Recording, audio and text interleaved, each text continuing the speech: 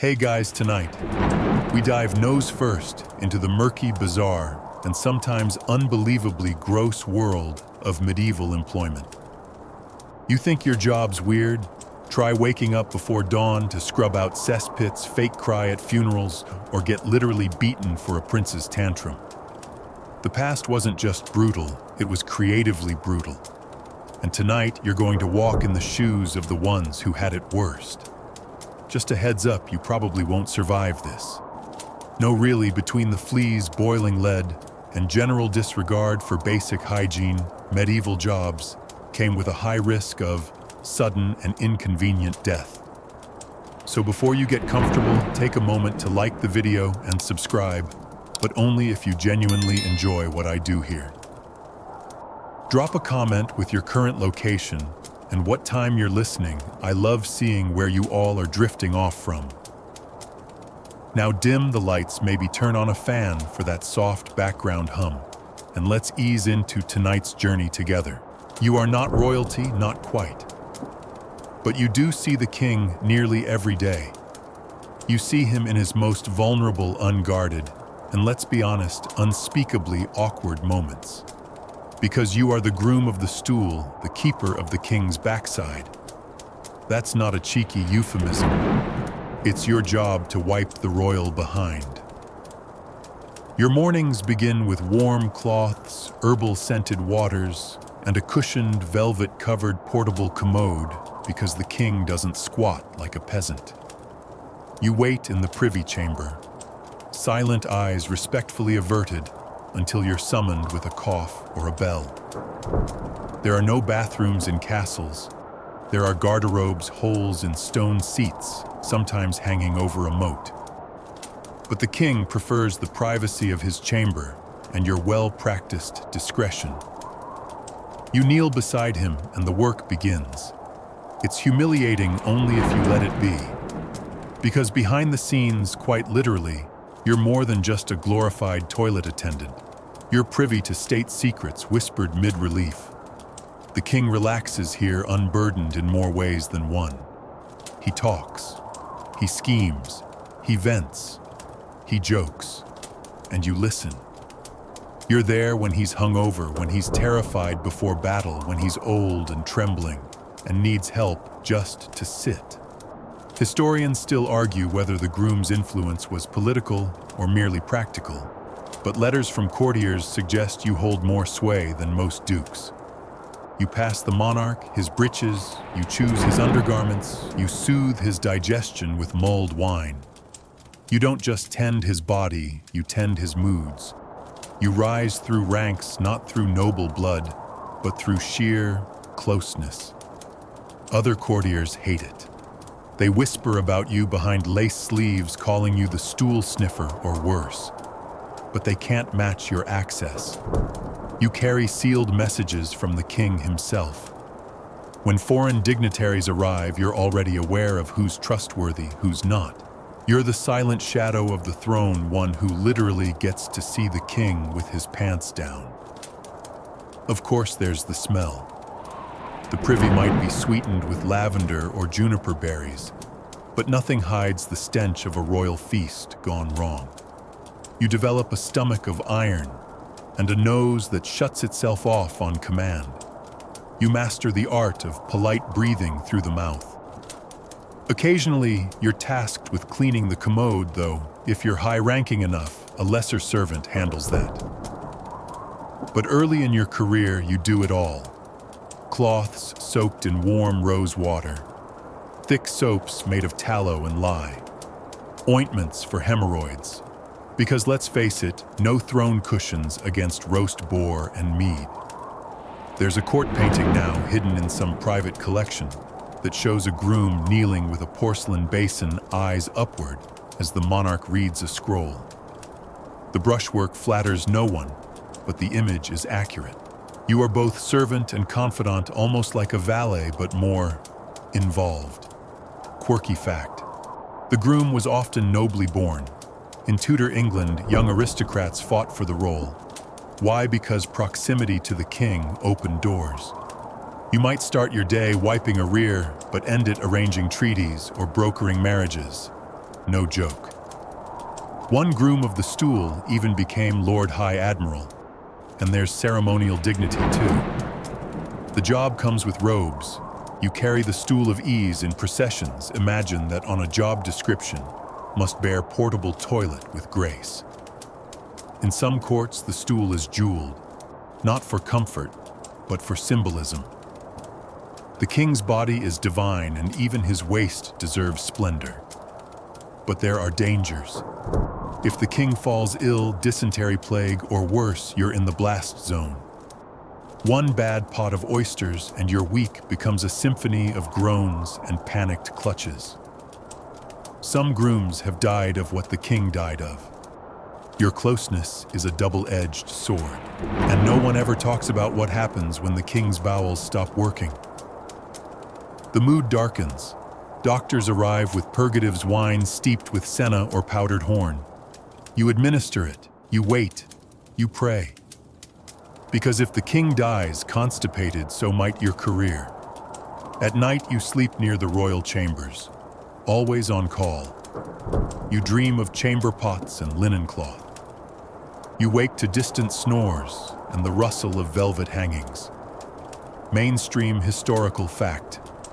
The position of groom of the stool was an official one in the English court from the 15th to the 18th century, with records noting salaries, uniforms, and names of grooms who often advanced to become trusted advisors. But what you never read in the textbooks is how your hands become calloused, not from weapons or tools, but from years of folding cloth in exact patterns, of bracing unsteady kings, of cradling secrets like coals in the palm. One day, a rival might poison the king's prune compote, and you'll be blamed, because who else is close enough to feed him? You'll be stripped of robes, dragged to the dungeons, accused of treason through nothing more than bad timing. So yes, this job gives access, but also risk. Still, when the king chuckles, mid-wipe pats your shoulder and mutters, "Only you, old friend," you feel the strange weight of trust settle on you like a cloak. And you straighten your spine, dip the cloth once more, and continue. You sit alone beside a still bloated body, a crust of stale bread in your lap, a bowl of beer at your feet, and a cold coin waiting in a pouch.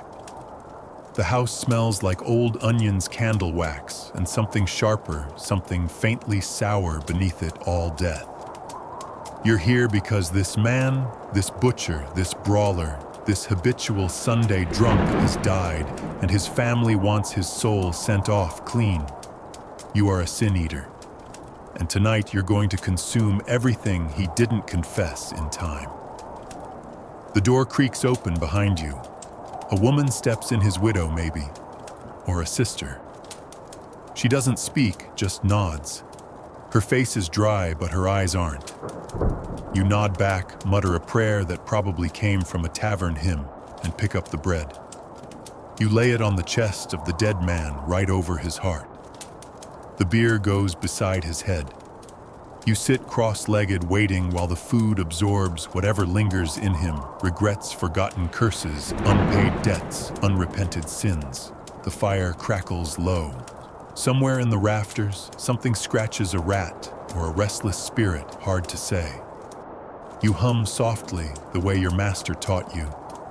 Not a real chant, not Latin, just something rhythmic. Just enough to soothe the silence. Then, when the moment feels right, you take the bread and you eat. That's the job. Take the sin. Carry it. Let the dead pass clean, even if it stains your soul instead. It's not official, of course. The church hates you, calls you heretic, witch fraud, and yet people still pay. Because when death stares you in the face, you don't care about ecclesiastical protocol. You just want to know your loved one isn't wandering purgatory with a ledger full of moral debt. Historians still argue whether sin-eating was rooted in pagan rites, poor man's theology, or desperation-fueled superstition. The earliest written record comes from the Welsh Marches, 1680s, but oral traditions trace it back much further, perhaps even to early Celtic burial customs. You'll never know for sure. You're not a scholar. You're just the one who chews what no one else will. Tonight's bread is dense dark with the faint moldiness of a second-hand loaf. That's fine. It tastes like sawdust and smoke anyway. You wash it down with the beer bitter and sour.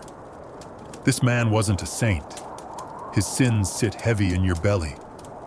You feel a thickness in your chest, not quite grief, not quite sickness. Something in between. A boy peeks in through the door and vanishes again. The villagers watch you. They always do. They say you speak to ghosts, that your breath smells like sulfur, that you never blink.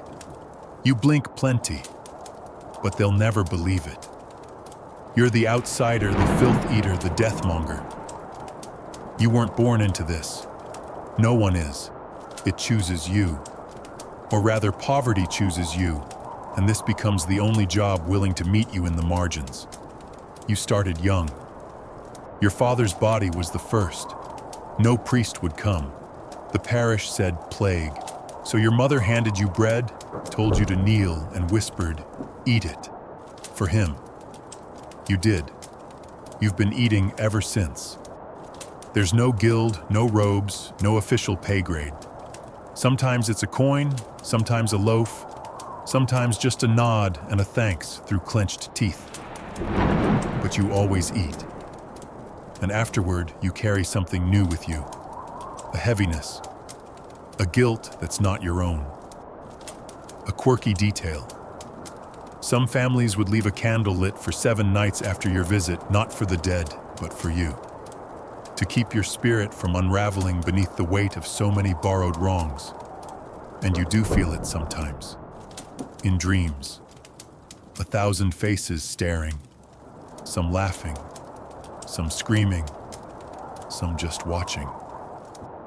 You wake with your mouth dry and your stomach lurching. You once dreamt of drowning in ale, but it was thick like blood, and every drop whispered a secret you couldn't unhear. They never say thank you. Not properly. They never look you in the eye. After you leave, they burn the chair you sat in. Toss the cup you drank from. You are both necessary and repulsive. A walking garbage bin for immorality. Mainstream historical fact. By the 17th and 18th centuries, especially in rural Wales and the border counties of England, sin-eating was acknowledged in folk tradition, albeit discouraged, or outright condemned by clergy. In some communities, the sin-eater became a tolerated pariah, essential but exiled. You pass through villages unnoticed. Children don't wave, dogs don't bark, they back away. You've learned to keep your head down, to wear dark clothes, to never linger. There's a legend you heard once, whispered by a toothless crone with one green eye. If a sin-eater lives long enough, they become too heavy with the world's evil to die. You just dissolve one day, smoke curling from your mouth, taking all the sins with you. A walking purgatory. Some nights you believe her, especially when the wind whistles a little too cold and your fingers tremble as you reach for the bread. You walk back from the house in silence. No torch, no lantern. The moon lights your path. Your shadow walks beside you like an old friend. You hum again out of habit. Something low and wordless. Back at your hut, you remove your cloak, hang it by the fire, and stare into the flames. You don't eat again tonight. The bread sits too heavy. But you sip a little water. You wipe your hands. You whisper a name, his name, because if you don't say them, no one will. There's no feast day for you. No shrine. No prayers said in your name. But when a family clutches each other and sighs in relief that their dead might rest easier, it's because of you. You eat sorrow. You eat regret. You eat the silence left behind. You're the sin eater. the sole custodian of those who died too human, too messy, too unready. And tomorrow, someone else will knock at your door with another name. You kneel in the palace hallway, fists clenched at your sides, face stinging from the prince's temper. You didn't spill the ink. You didn't trip the servant. But still, you wear the bruises. Because that's your job. You're the whipping boy, and your entire purpose is to bleed for someone who never will. It sounds absurd until you live it. The prince heir to the kingdom cannot be struck. He is too sacred, too royal, too wrapped in divine authority. But he must learn discipline, they say. He must understand consequences. So when he misbehaves, talks back, throws a goblet, skips his studies, you're brought in and punished in his place. Historians still argue whether whipping boys truly existed as formal court appointments, or were more myth than reality. But the records that do exist, especially from 17th century England, paint a grim enough picture. In one case, young Edward VI had a companion who was reportedly corrected on his behalf. And though the documentation is sparse, the symbolism is painfully clear. You live beside the prince, sleep near him, eat the same food well almost. You sit a step lower, your plate always a bit less full, your bread never buttered unless he says so. You are his mirror, his reflection in rougher clothes. The idea is that your suffering teaches him empathy, that when he watches you flinch under the rod, he might feel shame. But that's theory. In reality, most princes just enjoy the spectacle. Today, he lied during lessons, said he'd memorized a verse he hadn't. When the tutor discovered the truth, it was you who was called forward. You stood bowed and stretched out your hands. The tutor apologized, he always does, but the strokes still came. 5 sharp, clean, meant to sting without scarring. The prince laughed. Later, he offered you a honeyed plum as a joke. You didn't take it. You remember your mother's face the day you were chosen. Half pride, half terror. It's an honor, they said. Only noble-born boys are considered. It puts you close to power, to friendship, maybe even to knighthood one day. You're reminded of that promise each time you count your bruises in the mirror. You're not friends. Not really. He's never had to scrub his own tunic or bury a pet mouse in the garden alone. You share his days, but never his world. When he throws tantrums, you brace. When he sulks, you retreat. When he schemes, you stay quiet, even when it means taking lashes you didn't earn.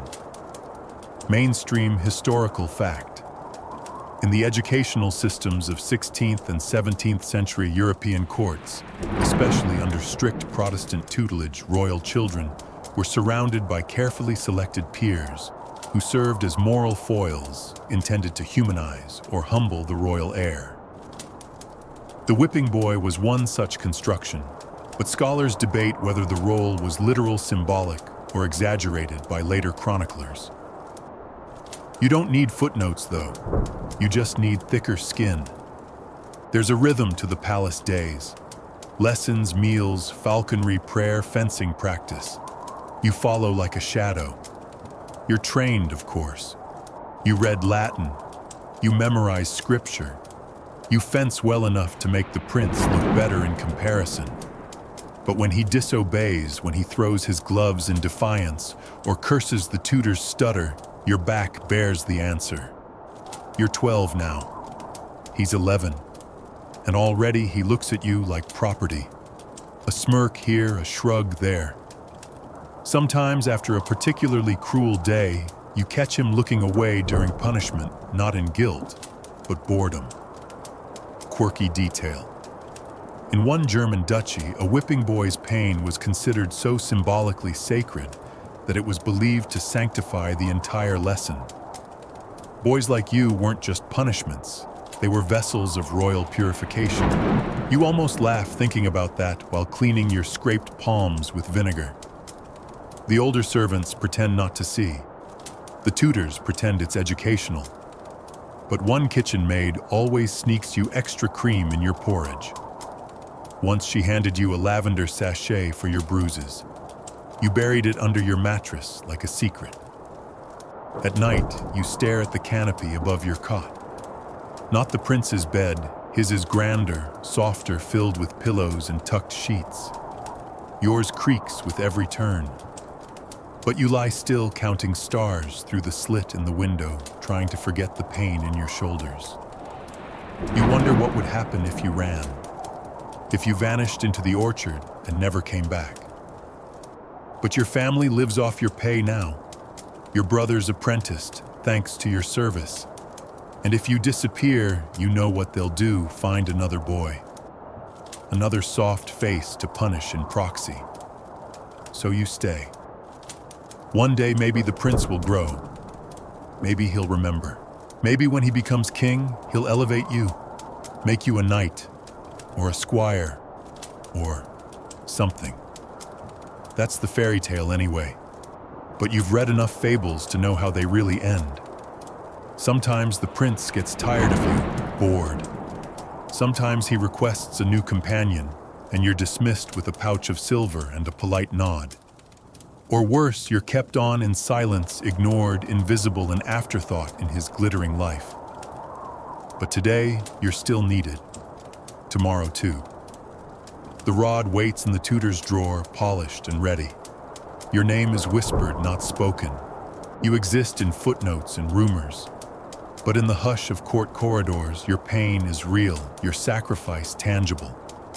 You're the whipping boy. You suffer so power can stay spotless. And even if no one else remembers, your bruises do. You wade into the vat, barefoot, the lukewarm liquid sloshing up past your ankles, and already your nose is screaming. It smells like a wet latrine in August, a clinging, sour ammonia stink that wraps itself around your sinuses and settles deep into your clothes. Welcome to the glamorous life of a fuller. And yes, that's human urine you're stomping in. You're not alone in the vat. 2 others join you, shirtless and gagging, trying not to breathe too deep. Around the room, thick bolts of cloth lie coiled and waiting undyed, greasy, still soaked in the lanolin and animal oils from the sheep it was sheared from. The wool is sticky and grimy, useless for fine garments. That's where you come in. You're the medieval washing machine, the medieval detergent, and the secret ingredient, good old-fashioned pee. It works though. The ammonia breaks down the oils and fats in raw wool, softens it, brightens it, makes it white and workable for dyeing. Some say it even keeps lice off your feet. You doubt that last part, but you do notice your toenails haven't turned black yet. Historians still argue whether medieval fullers exclusively used urine or sometimes resorted to lye or fuller's earth, depending on the region and status of the cloth. But in cities like London, Paris, or Florence, urine was the gold standard, literally called chamber lye and collected by the bucketful. You remember how it gets to you. Barrels rolled in from the inns, from households, even from designated public corners. People would be paid a sliver of coin to urinate into jars. Whole families participated. One merchant even put out a sign, "Piss for the cloth trade, God rewards charity." Your job starts at sunrise. First you soak the cloth, then you step in. Knees bent, you begin to march in place, lifting and slamming your feet with dull, rhythmic squishes. 1 step, 2 step, twist, repeat. It takes hours to process a single length. Some fullers chant to keep time. Others hum. You learned early not to talk accidentally. Opening your mouth in this stench is a mistake you make once. The walls of the workshop are stained yellow. Your skin over time feels waxy, and no matter how much you rinse, you carry the smell home. The other villagers know what you are. They wrinkle their noses, but they also need you. Without your labor, their fabrics stay greasy and useless. Quirky fact. In some medieval cities, fullers were required by law to operate on the outskirts due to the smell, and because runoff from fullers' vats was so acidic, it killed crops and poisoned wells. Florence banned fullers from the city center entirely in the 13th century, after a minor plague was blamed on miasma from the cloth kneaders. But you don't get to complain. This is a paid craft. You're part of a guild, or trying to be. There's a hierarchy. You dream of being a master fuller someday, owning your own workshop. You'd still stink, but at least you'd choose who stomps in which vat. There's pride in it, weirdly enough. When a bolt of your freshly fulled cloth is dyed crimson for a bishop's robe, you feel something tighten in your chest, some kind of defiant satisfaction. You made that happen. You, the boy in the stink vat. Mainstream historical fact. Fulling was an essential part of cloth making across Europe for over 1,000 years. It was labor-intensive, smelly, and utterly critical to the booming wool trade that powered the medieval economy. England's wealth in the 13th century, for example, was often measured in sacks of wool, and every sack had to pass through the hands and feet of someone like you. Your legs ache after an hour. After 3, they go numb. You wobble out of the vat on trembling knees, cloth clinging to your calves. A senior fuller hands you a pail of clean water and a crust of cheese. No one talks much. The work silences people. Your skin is starting to show the signs peeling between the toes, tiny raw cracks forming along your heels. Some men wrap their feet in linen soaked in beeswax. Others soak in vinegar at night, claiming it keeps the stink spirits away. You just go home and pray the wind doesn't blow toward your house tonight. People avoid you at the market. You've stopped trying to barter directly. You hand coins through gaps in the stall like a ghost. One girl once said your hands look like old parchment. She wasn't wrong, and still you do it. Because the cloth must be prepared. Because someone has to knead it, stomp it, smooth it, twist it. Because the nobles need their robes, the merchants their banners, the church its snowy altar linens. No one thanks the fuller. No one invites you to feasts. But your footprints are in every gown, every surcoat, every royal standard. You're the step no one wants to know exists. You're the hidden stink behind elegance. And tomorrow, you'll rise again. You'll roll up your tunic, tie your hair back, and step once more into the golden vat. 1-2 twist, 1-2 twist. You are the medieval washing machine, and you don't get an off switch. The blade isn't sharp yet. You can feel it drag slightly as you test it against a straw dummy, and that won't do. The last thing you want is a half-severed neck, too much blood, too much screaming, too many onlookers turning pale and retching into their sleeves. Clean is what they want. Swift. Final. So you get back to sharpening. You are the executioner's apprentice, and this morning you're polishing death. No one dreams of this job. No one brags about landing it. But someone has to do it, and more often than not, someone has to learn it first. That someone is you. Your master is a big man with hands like tree stumps and a voice like gravel soaked in ale. He doesn't talk much, but when he does, you listen. Closely. Because he's survived this job longer than most, and you'd rather learn from him than make mistakes of your own. Mistakes here don't mean scoldings, they mean curses, riots, and sometimes retribution from families who believe their loved one deserved better. Or worse. You clean the axe heads, string the ropes, test the trap doors. You carry buckets of sawdust to soak up blood before it turns the scaffold into a slippery mess. You tie knots until your fingers blister, quick release, long drop, decorative for nobles, coarse for thieves. Each execution has its own choreography, and you must get the steps right. People think of the executioner as a shadowy, hooded figure, all menace and mystery. What they don't see is the prep work. the sweat, the grim attention to detail, the grinding repetition of edge maintenance, the exactness of rope placement. Mainstream historical fact. Executioners in medieval Europe were often shunned socially, but relied upon heavily by the state. They lived on the outskirts of towns, wore specific garments during public duties, and were paid not just in coin, but also in perks like taking the condemned's clothing or even selling the body parts after. You, as the apprentice, get none of that, just bruised shoulders and shaky dreams. Today's job is a triple hanging 2 thieves and a forger. Nothing flashy. You'll be working the ropes your master insists. No blades yet. You nod even though part of you secretly wishes he'd let you do the drop alone. You want to prove yourself, but not too much.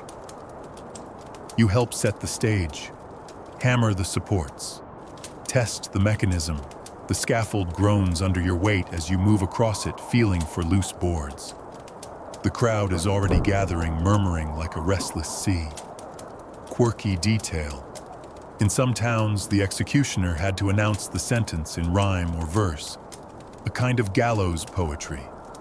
It didn't make things easier, it just added pressure not to stumble over your words while holding a sword. Your master never does rhymes. He says the crowd's here for closure, not theater. But still, you catch him practicing his speech under his breath. In the name of the king. In the name of justice. At noon, the condemned arrive. You've seen this before, but it never gets easier. The look in their eyes, sometimes furious, sometimes glassy, and already far away. The forger weeps. The taller thief laughs bitterly. The other just stares at you like he recognizes your face. They stand in line, shackled, shivering though the sun is warm. One of them soils himself. That's common. You pretend not to notice as you adjust the nooses, fingers moving like clockwork. Right knot, left pull loop just above the ear for a cleaner snap. Historians still argue whether apprentices often performed full executions or merely assisted until promotion.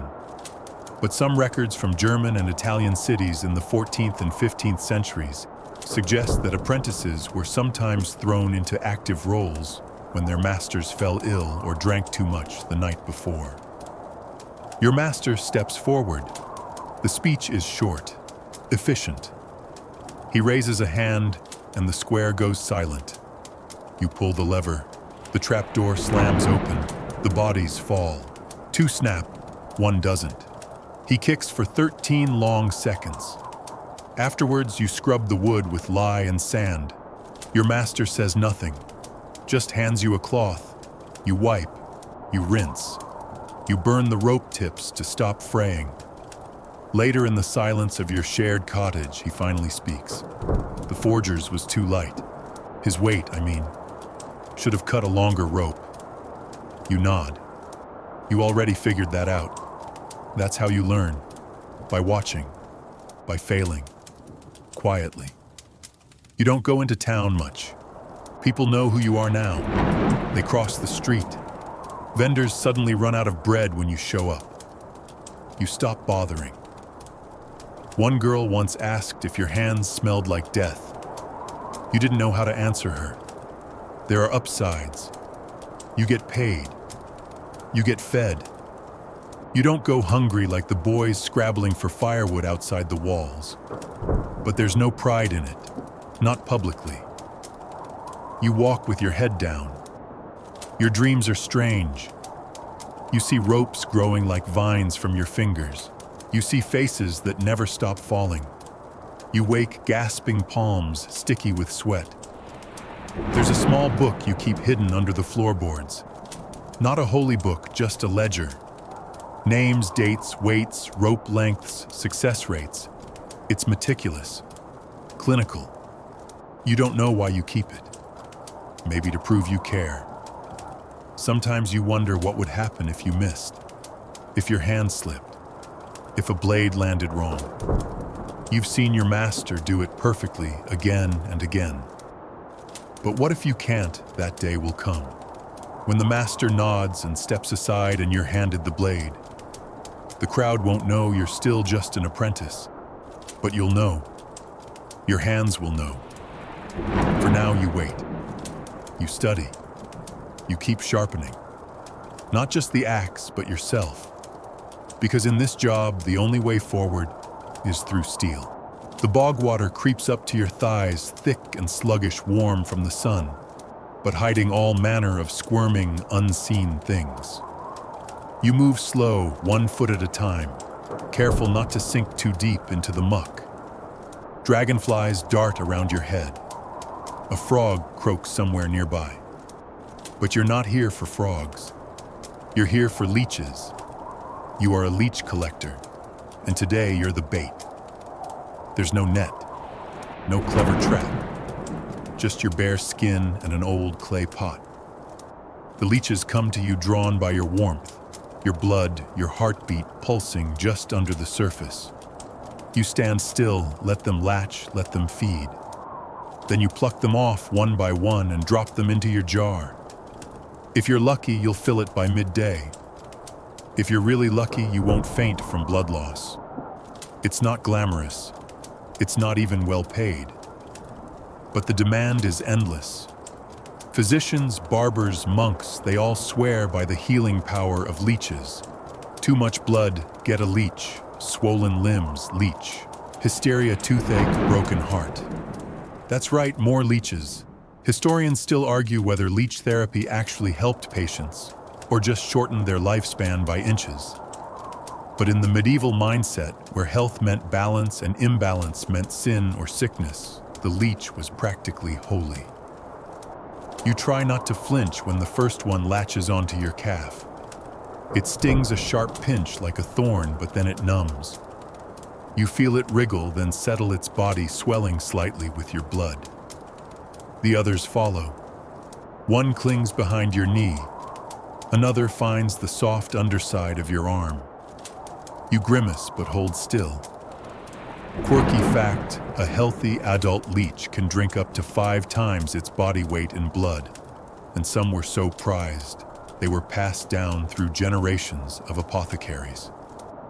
There was even a royal leech in one English monastery, stored in velvet-lined jars like a saint's fingerbone. Your jar is half full when a cloud passes over the sun. The bog darkens. You hear a rustle in the reeds. Could be a boar, could be something worse.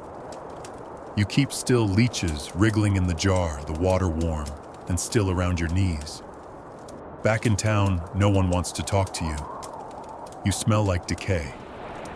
Your legs are mottled with red dots and healing scabs. You limp sometimes. People point. Children dare each other to touch your sleeve, then scream and run. Your home is small, a thatched lean-to on the edge of the village where the bog begins. You boil your socks. You soak your feet in vinegar. But the bites always come back, and with them infection. You lost a toe once. You still feel it in your dreams. Mainstream historical fact. In medieval Europe, leech collectors, often women or the very poor, played a vital role in supplying the massive medical demand for bloodletting creatures. In some regions, overharvesting became such a problem that leeches had to be imported, creating one of history's oddest trade markets. Your hands are steady now. You know how to pull them off without tearing their mouths. You know which ones are full and which are still feeding. You've learned to listen when the birds go quiet, you crouch low. Once a noblewoman's pet mastiff tore through the reeds chasing ducks and nearly trampled you. You've got a scar from its paw still puckered on your rib cage. You tried gloves once. Didn't work. The leeches always find the skin. They don't care how clever you are. They want heat blood and the comfort of a still target. Sometimes you name them, not out loud, just in your head. The fat one on your left thigh, that's Father Ambrose. The one hanging from your elbow like a ribbon of ink, that's Tobias. Naming them helps, makes them less alien, less monstrous. You know their anatomy by heart now.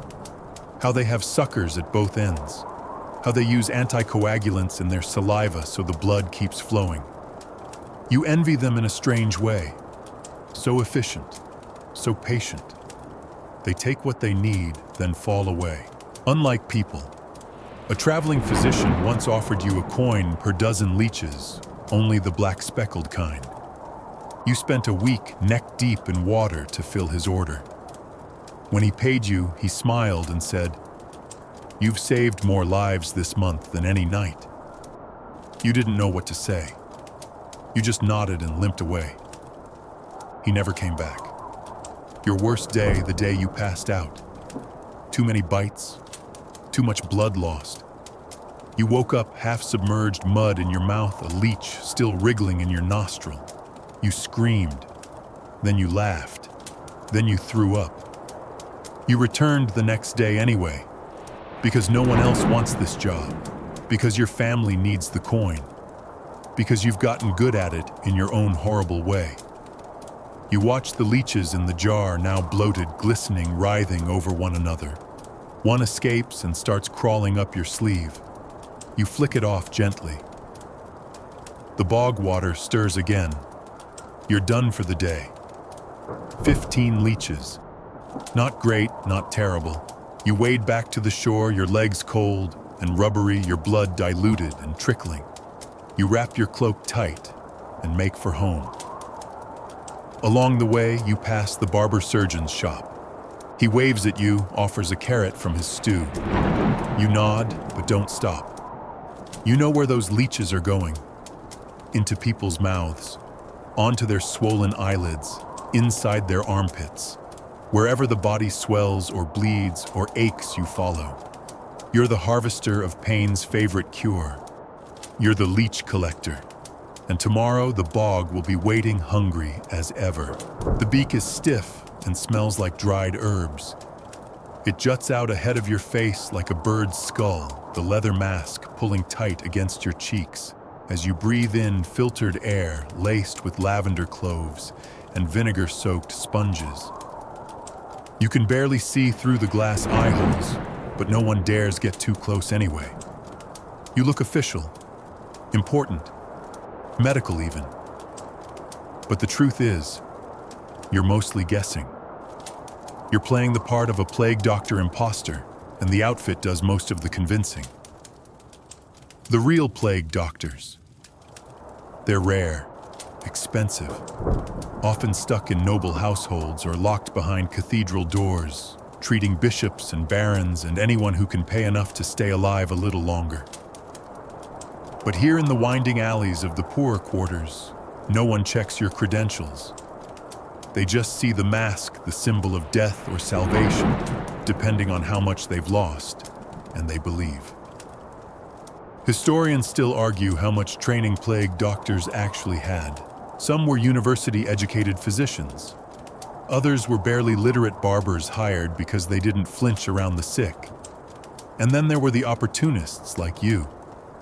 You started out cleaning streets, scraping waste into barrels. Then you helped carry bodies.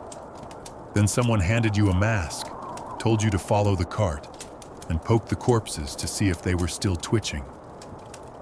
And from there, well, you just didn't stop. Now you make rounds with a stick and a bucket of vinegar water. You wave incense as if it helps. You check pulses when you remember how. Mostly, you write down names of the dead and collect coin when the living panic enough to shove it into your gloved hands. Quirky fact. Some plague doctor contracts included no-blame clauses, literally stating that if the patient died, the doctor couldn't be sued, fined, or otherwise punished. In your case, you don't even have a contract. Just a second-hand coat and the confidence to pretend. You're not cruel. Not exactly. You tell people to burn the bedding. You remind them to air out rooms. You recite a few phrases you heard the bishop mutter once: boil sage in wine, chew rue, bathe in rosemary. Does it help maybe? Or maybe the ones who live are just lucky. Today, a woman grabs your arm outside her cottage. She's crying, dragging you toward a small bed where her daughter lies curled like a fallen bird's skin, flushed and slick with sweat. Her eyes open as you approach, wide and glassy. You touch her wrist, feel the pulse, fast, fragile. You don't know what to do. So you nod solemnly and say, "She needs airflow and prayer. Keep her warm. No leeches." She thanks you like you've saved her life. You take the apple she offers and leave before the husband returns. You don't want questions. You don't want to see what happens if she gets worse. You pass a rival on the way out, another mask taller with black feathers sewn around the collar. He tips his stick at you. You nod back. Neither of you speaks. You both know the game. The stench follows you everywhere. It clings beneath the perfume sachets tucked into your beak. You've seen plague boils burst open like overripe fruit. You've stepped over stiffened corpses' faces locked in a final gasp. You've seen the black stains that spread along the groin and armpits, death inching up the body like mold. Mainstream historical fact. The iconic beaked costume, now synonymous with the plague doctor, wasn't popularized until the 17th century, long after the Black Death's peak in the 14th century. But in folklore and fear, it became a timeless symbol. And once people feared the mask, it gained power. Children run from you. Dogs bark until they're hoarse. Even the healthy cross themselves when you pass. At night, you remove the mask, slowly wiping the sweat from your face, your lips dry and cracked from breathing through cloth and damp herbs all day. You pour wine over your hands, not for cleanliness, but because it feels safer somehow. You sleep in a hayloft above the cooper's barn. No one wants you as a lodger. The baker once yelled that your presence would curse the bread. You left a coin anyway, and the next day he was dead. You remember that always. Sometimes you see the real doctors at a distance, sweeping by in litters, flanked by guards, visiting noble homes with flags draped in violet. You wonder if they know what they're doing. You wonder if they're scared too. You wake each day wondering if it's your turn to get sick. The tiniest cough, the faintest twinge in your neck, instantly suspect. You eat garlic by the fistful. You bathe in cold water when you can find it. Once you rubbed crushed rose petals into your armpits until your skin peeled. You still got a rash. Not the plague, though. Not yet. A child once handed you a drawing, crude but clear, a stick figure in a long cloak with a bird's head standing beside a smiling family. You still have it. Folded in your pocket, worn thin. Proof that someone thinks you're a hero. You're not. You're just pretending. But maybe that's enough. Because sometimes when you enter a home and sit beside someone dying, when you hum a lullaby, you only half remember when you squeeze their hand and whisper, "It's okay now," something eases. In them or maybe in you. And when they stop breathing, when the stillness falls, it doesn't feel like failure. It feels like presence. You are not a doctor. You are not a healer. But in a world choking on grief and fear, sometimes all people want is someone who looks like they can help. And that's you. You are the mask. You are the myth. You are the plague doctor. Even if you're faking it, you duck your head and descend into the shaft torch. In hand, the stone walls slick with condensation, and something darker, something that drips. The air shifts the deeper you go, from earthy to acrid to wrong. And when the light finally hits the bottom, you squint through the haze of flies and realize it's going to be a long night. Because you're a toilet shaft dredger, and this is your kingdom.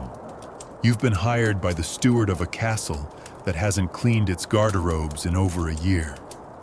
That's right, a year's worth of noble waste packed into a narrow vertical channel that drops from the stone seat in the Lord's solar down to a pit nestled beside the castle wall.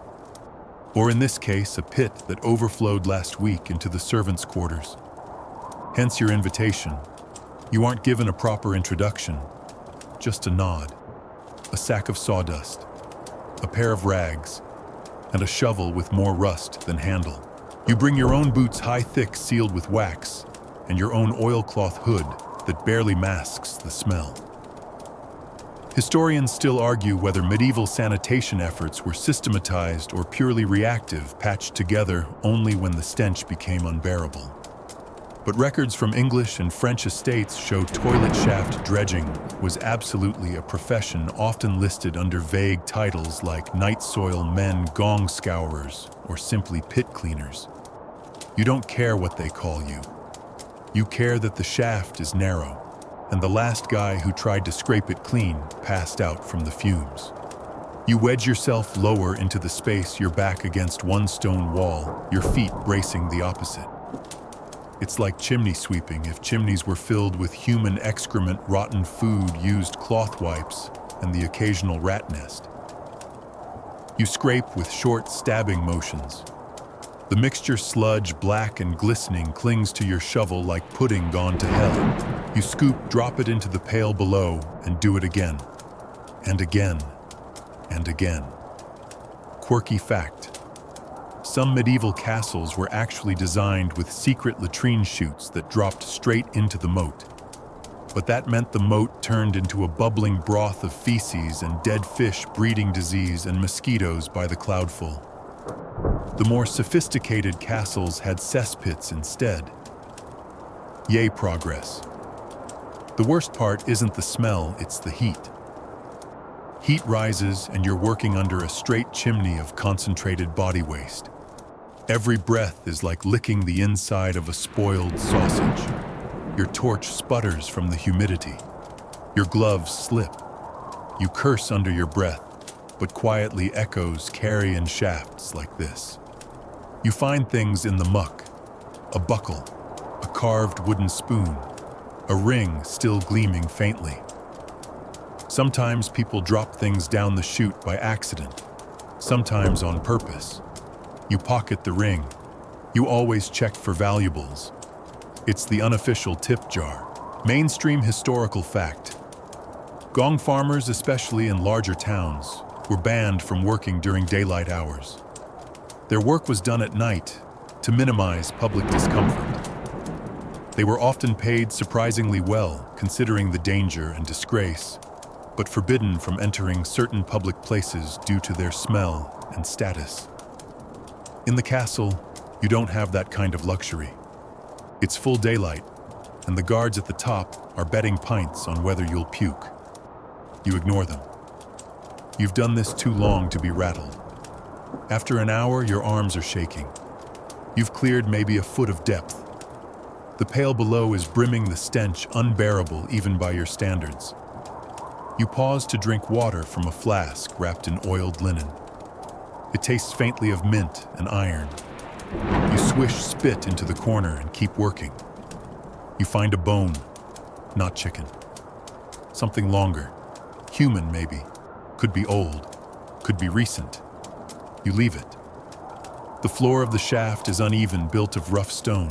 Some parts have eroded, leaking waste into tiny seams and crevices. You know you'll never get it all, but you aim for functional, enough clearance that the next bucketful from above doesn't splash right back up. You try not to think about how close your head is to the chute, about how at any moment someone might, out of ignorance or malice, relieve themselves. It's happened before. Your torch dies. You light another. You've got 3 more.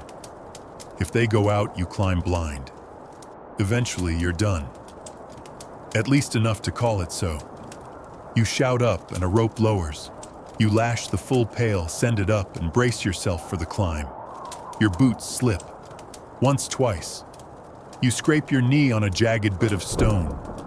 The smell is in your hair, your teeth under your nails. It's you now.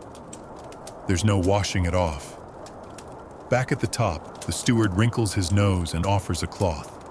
Not soap, not water, just cloth. You wipe your face. He tosses you a coin. Silver, worth more than a week's work elsewhere. That's the deal. You stink, you suffer, but you get paid. You nod. You leave. People avoid you on the road. The children call you muck ghost. A pig runs the other way. You shrug. You've done worse. You pass the outer wall of the castle where the cesspit drains. The grass is dark and strange there, lush in a way that feels wrong. You nod at it like an old enemy. Back home, you strip your clothes outside. You boil water, scrub, rinse, repeat. But the smell lingers. Even your shadow smells, you swear. You eat cold bread, drink ale. Your hands twitch from the labor. You lie in bed and stare at the beams above. Tomorrow, another shaft, another castle, another load of secrets buried in filth. You are the dredger of darkness, the scrubber of shame. You are the toilet shaft cleaner, and somehow you still wake up to do it again. You pinch your nose as the glass bubbles again, releasing a puff of greenish smoke that smells like spoiled apples and sulfur. You back away quickly, not out of fear exactly, but caution born from watching a rat explode yesterday. That wasn't even the worst part. The worst part was explaining to your master why his transmutation experiment now smelled like burnt fur. You are an alchemist's lab servant, and if the fumes don't get you, the mercury will. This isn't just a job, it's a long, slow dance with madness. You sweep the floors of powdered bone. You grind dried beetles into paste. You measure drops of owl blood into boiling flasks, and you stir vats of gold-flecked sludge with a stick you're not allowed to name. And always, your master is muttering from behind his lead glass goggles, too excited to eat, too manic to explain what you're doing until it's already smoking. Today, you're decanting something volatile but essential. He says so. You brace for a loud bang and maybe a new eyebrow configuration. Historians still argue whether most medieval alchemists were deluded, dreamers, secret scientists, or outright frauds. The truth probably lies somewhere in the middle. Some chased gold, some chased God, some just liked setting things on fire in the name of knowledge. Your master is passionate. That's the nice word. He talks about finding the philosopher's stone the way other men talk about finding buried treasure. With wild eyes, with charts and Latin words scribbled on the walls. You once caught him trying to distill sunlight from crushed citrine. It did not go well. Mainstream historical fact, alchemy was a genuine intellectual pursuit from the 12th to the 17th century, practiced by clergy nobles and self-taught fanatics alike. It blended early chemistry, mysticism, and medicine into a field that was equal parts science and sorcery. But none of them mention the part where someone you has to scrape dead frogs off heated copper pans because the ritual didn't complete. You sleep in a corner of the laboratory near the coal bin. Your bedding smells like camphor and old wax. Your hair is always damp from condensation. Your fingernails glow faintly in the dark if you've handled the wrong crystals that day. You've started sneezing silver dust. Probably fine. Quirky fact. Some alchemists insisted their materials had to be harvested at specific planetary alignments, meaning you once stood outside at midnight trying to catch Saturn's essence in a brass bowl. All you caught was pneumonia. Your master wears gloves made of eel skin. Claims they help him channel energies. You're pretty sure they just look dramatic. He never removes them, not even to eat. He talks about sacred geometry while chewing boiled turnips. Sometimes nobles come to visit. They want love potions, or fertility charms, or poison. You're sent to prepare the room, which involves lighting 12 candles, drawing a circle in ash, and placing a dead mouse in the center. You don't ask questions anymore. You once saw a woman pay 3 gold coins for a bottle of essence of Mars. It was water wine and red chalk. She claimed it helped her gout. You started questioning reality after that. Today's experiment turning lead into gold again. He insists he's close. You're holding a crucible with tongs as it smokes on the brazier, the contents swirling like storm clouds. "Don't blink," he whispers. You blink. Of course you do. When you look back, it's black tar. He curses in 5 languages. You scrape it clean. Later, he tells you to taste a blue powder and record the effects.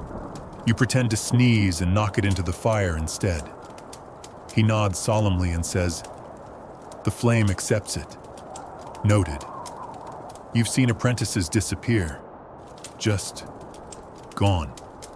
Some quit. Some you suspect tried to drink mercury on a dare. You stay because there's coin in it. Because you're curious. Because a small, treacherous part of you wants to believe he might be right. One night you find a manuscript tucked behind a flask of sheep bile. It's written in cipher. You spend hours decoding it. Turns out to be a shopping list, quicklime, rabbit teeth, 1 blessed coin. You sigh and keep reading. You learn things here, real things. How to distill oil of rose, how to separate salt from soot, how to make fire burn blue. You learn patience, precision, and when not to speak. You also learn which chemicals burn your skin and which ones make you sleepwalk. You used to be scared of the dark. Now you're scared of sudden light. Sometimes your master weeps over a failed experiment. Sometimes he laughs manically and dances barefoot through the lab, trailing crushed mint leaves and vinegar. You let him. You write down what he says. Half of it sounds like riddles. Half of it sounds like prophecies. There's a room in the back you're not allowed in. It's locked. Smells like sulfur and wet fur. Once you heard something growl behind the door. Just once. You don't ask again. Your skin itches all the time now. Could be the fumes. Could be the powdered toadstones you stirred for hours last week. Could be the job. You keep a journal. You sketch the symbols you see. You write down dreams you have. One recurring dream, you open a furnace and inside is a glowing apple. You bite it. Your teeth turn into gold coins. You wake up bleeding. But in the morning, you light the fires. Stir the mixtures. Clean the copper pans. Lay out the dried bat wings. Whisper the chants. You are the servant to an alchemist. And whether he's a genius, a lunatic, or something in between, you are part of something strange, something dangerous, something beautiful in its own chaotic way. You may never find gold, but you've already learned how to see wonder in the smoke. You step into the wooden wheel and start walking slowly, at first the planks creaking beneath your weight. With each step, the wheel groans and turns, hauling rope, lifting stone, grinding something into motion far above your head. You walk like a hamster in a wheel, but your burden isn't pellets and bedding, it's cathedral walls, tower bells, or siege machines. You are a treadmill crane walker, and your legs are the engine. The wheel is as wide as a small room, and set high up inside a scaffolding of timber beams, iron bolts, and splinters that get into your fingers no matter how many gloves you wear. There's no seat, no harness, just gravity, friction, and hope. You step forward and the wheel spins. You stop and everything stops. You don't get to stop. It's a strange job. People barely notice you even as you make the stones rise skyward. When the Archbishop blesses the new cathedral floor, he never looks up and thanks the poor soul who powered the lifting hoist. When the builders shout for more limestone, they shout down, not up. And yet without you, nothing gets done. Historians still argue whether treadmill cranes were widely used across Europe or mostly limited to major projects like cathedral construction and castle repair. But the records from 13th and 14th century building sites across France, England, and the Low Countries clearly show their prominence powered by men, not animals. You're one of those men. Young, strong-legged paid in meager coin and double rations of porridge. You start the day before sunrise, clambering up timber ladders to reach the wheel cage suspended several stories above the ground. The climb is scarier than the work you tell yourself, but that's a lie. The first few turns are easy, your muscles are fresh, your balance is strong. The load, likely a crate of stone blocks, rises smoothly. You can hear the pulley groan, the ropes tighten. The builder yells that it's good. You keep walking, and walking, and walking. Quirky fact: the most massive treadmill cranes could lift stones weighing over 2,000 pounds. Sometimes 2 men walked side by side in the same wheel. Once 3 men tried it, only 2 made it down again. You work alone. Fewer variables, less chance of someone falling or passing out mid-lift. You pace yourself short steps, steady breath, eyes fixed on the wooden slats just ahead of your feet. Looking down is a mistake. Looking down reminds you that you're one slip away from falling through a lattice of beams, ropes, and workers into a pile of rubble below. Once a pigeon got into the cage and flapped around your legs. You nearly tripped. You kicked it mid-step. You never saw it again. Good riddance. The wheel creaks louder when the load is heavier. You can feel it in your knees, your thighs, the way the rope strains just behind your shoulder. You've learned to guess the weight of a lift by the resistance. Today's load feels like quarried sandstone. Heavy but even. Mainstream historical fact.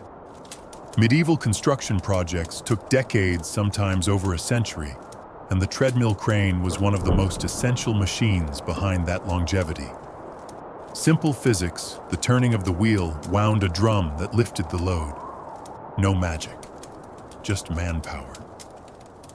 Sometimes during the midday break, you sit on the edge of the scaffold and stare down at the world below. The laborers laugh, drink ale, throw bread crusts at each other. You sip water and rub your calves. You're not like the ground crew.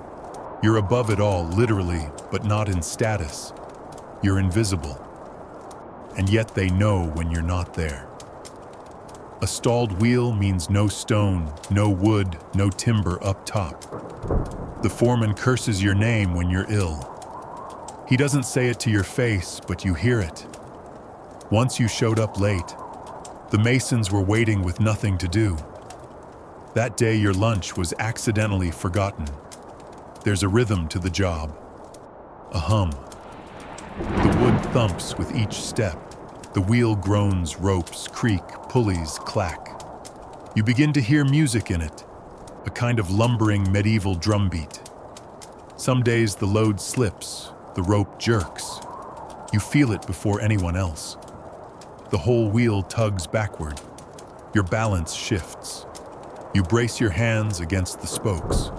One wrong move, and the wheel might spin too fast, dragging you with it. There are no brakes.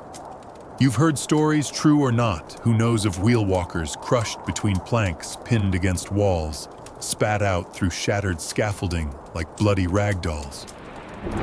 You believe those stories more with every passing week. You've started wrapping your shins in linen. Less bruising. You chew willow bark for pain. You wear a charm of Saint Erasmus around your neck, patron of dock workers. Close enough. One day, a nobleman visits. He watches the wheel turn arms, folded board. You hear him say to the foreman, "Amazing what gears can do." The foreman doesn't correct him. You laugh just once mid-step. The sound echoes inside the wooden wheel like a whisper from the gears themselves. You don't stop for weather. Rain, you grip harder.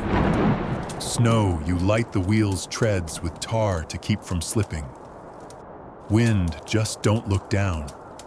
Sometimes you dream of climbing out and refusing to walk, just standing still, watching them scramble below.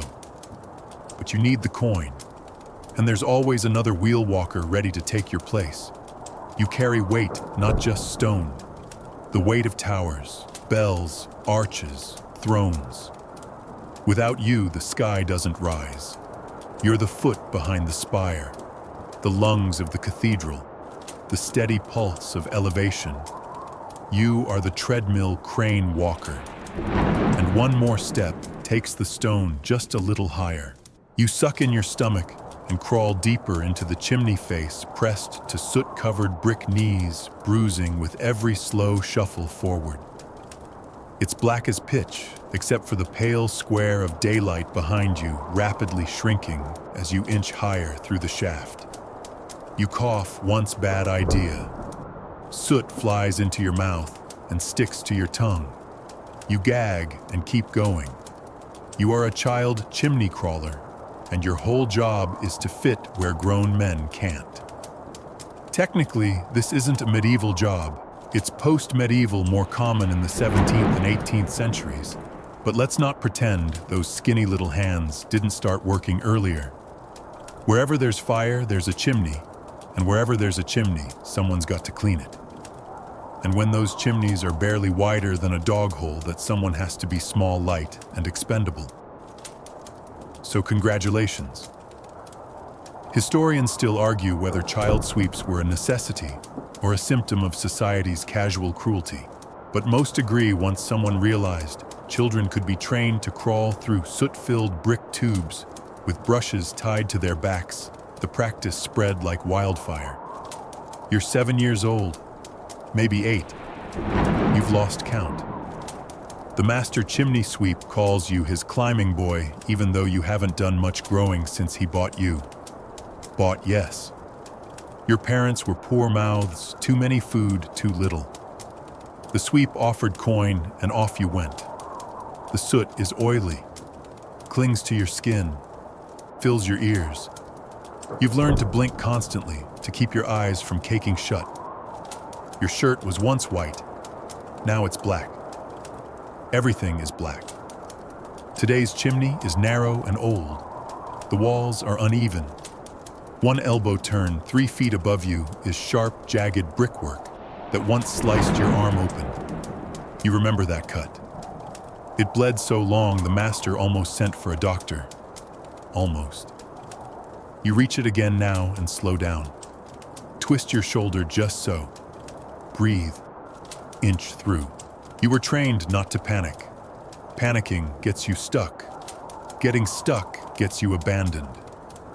The master doesn't risk breaking bricks to save a crawler. If you jam, you suffocate. Then he sends in another boy to clear the blockage you. Quirky fact, some chimney crawlers were taught a song to sing while they worked. If the singing stopped, the master knew something had gone wrong. The most common tune, a twisted version of Ring a Ring of Roses. You used to sing, not anymore. Not since you got older and the shafts got tighter. There's a bird's nest in this flue twigs jammed just above the hearth. You hack it apart with a bent iron hook. It falls with a dry crack and you hear the thump below. Maybe there were eggs, maybe not. You never look. Mainstream historical fact. In many cities, including London and Paris, child chimney sweeps were common from the 16th century onward. Though later laws would eventually restrict the practice, the medieval roots of sending small bodies into dangerous, filthy places began much earlier with similar disregard for safety. You slide further up, limbs shaking. You feel a hot patch of brick, someone lit the fire too soon. Not enough to burn you, but enough to remind you what happens when they forget you're inside. It's happened before. One boy roasted like a holiday goose. The smell lasted a week. You cough again. It echoes up the shaft. Below, the master barks something, maybe hurry up, maybe just noise. You don't reply. No strength left. When you finally reach the top, you gasp as fresh air hits your face like a slap. Your eyes water. You suck in lungfuls of it, tinged though they are with city stink and coal smoke. Still better than soot. You clamber out onto the roof legs, trembling. The slates beneath your feet are slick with moss. You sit for a moment, brush your hands off, and start to descend. They don't help you down. You learn that the first week. You climb back using ropes, ladders, anything handy. Your hands are raw, your nails black, your knees permanently scabbed. Back on the ground, the master hands you a crust of bread. You eat it like treasure. It's stale, but you don't care. The other crawlers, two smaller than you, one slightly older, are waiting their turn. They look at your face and know how hard the climb was. One boy crosses himself. Another just stares. You live in a small loft above the soot shed. You sleep on straw. You smell like a chimney all the time. No one hugs you. No one wants to touch you. Children point. Adults avert their gaze. You've become a little ghost who smells like smoke. You've developed a hacking cough that never quite goes away. Your master says it's nothing, but you once saw a boy cough up blood on the hearthstone. He didn't come to work the next day. No one mentioned him again. You keep a scrap of cloth in your pocket, blue with tiny yellow flowers. It's from your sister's dress. You don't know where she is now. You press it to your face sometimes and pretend it smells like lavender, not soot. Some nights you lie awake and feel the walls closing in around you, even in bed. The shafts never quite leave your muscles. They cling. Every breath tastes like ash. Every dream is a crawl. But you rise again each morning before the sun. The master kicks your heel and you roll from straw to cold floorboards. You splash water on your face. You pull your shirt over scabbed shoulders. You grab the brush, the rope, the hook, and you crawl. Because the chimneys never stop choking, and someone has to clean them from the inside out. You are the child chimney crawler, and you're small enough to disappear. The armor isn't yours. It's too fine, too polished, and smells faintly of lavender oil and someone else's sweat. But you wear it anyway, because that's the whole point. The enemy isn't supposed to know it's not the real knight beneath the visor. Just a decoy. Just a moving target. You are a knight's body double, and today you ride into battle so your master doesn't die first. You were chosen for your height, your build, and your silence. You're not to speak in public. You're not to laugh when someone bows at your feet, mistaking you for Lord Ardent of Blackstone Keep. You're to ride in full regalia during parades, attend distant skirmishes, and take the odd assassin's arrow if things get messy. If anyone notices your eyes are brown instead of green, they're looking too close. Historians still argue whether body doubles for knights were common practice or romantic exaggeration. But records do mention squires and mirrored men used during high-risk campaigns, especially when noble lines were thin and heirs irreplaceable. Lord Ardent, he's irreplaceable. Only son. Only hope. Only one who knows how to kiss a lady's hand and plot a border treaty in the same breath. But he's also the kind of man who doesn't want to chip a tooth in battle. That's where you come in. The chainmail digs into your collarbone. The helmet stifles your breathing. You've practiced his gestures, his gait, the exact angle he holds his lance. Your horse was chosen to match his. You ride ahead today while he lingers behind a hill, observing through a spyglass. The other army sees your plume, your banner, your flashing armor. They think the Lord has arrived. They charge. You plant your lance. Spur your horse forward. Your heart doesn't beat faster, it thuds deep and hard like a battering ram in your chest. You've trained for this. You know how to stay alive. You hope that's enough. Mainstream historical fact, knights rarely rode alone. They were surrounded by retinues, squires, and in some cases, especially in France and Burgundy battlefield. Doubles were employed during tournaments and early charges. It was a gamble mislead the enemy long enough, and your side might gain the upper hand. Quirky Fact 1 14th century manual on battlefield etiquette advised nobles to appoint a strong-limbed fellow of good health and no mouth as their riding stand-in. You're pretty sure that means you. Today's engagement isn't full war, it's a border clash. A test. Your side wants to show force without risking too much. That means you ride first. If they shoot, you fall. If they parley, he rides out and takes credit. You feel the first arrow buzz past your shoulder, whispering through the air like a wasp. You keep riding. Another follows, then 3 more. Your shield takes one with a thud that numbs your whole arm, and then the enemy halts, confused. Maybe they don't recognize your face. Maybe they're unsure whether to fire on royalty or keep their precious treaties intact. You pull your visor lower.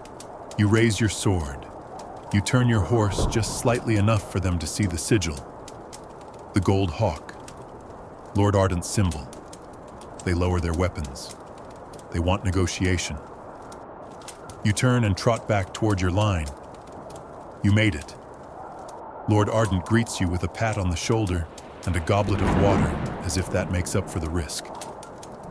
Well done, he says. They thought you were me.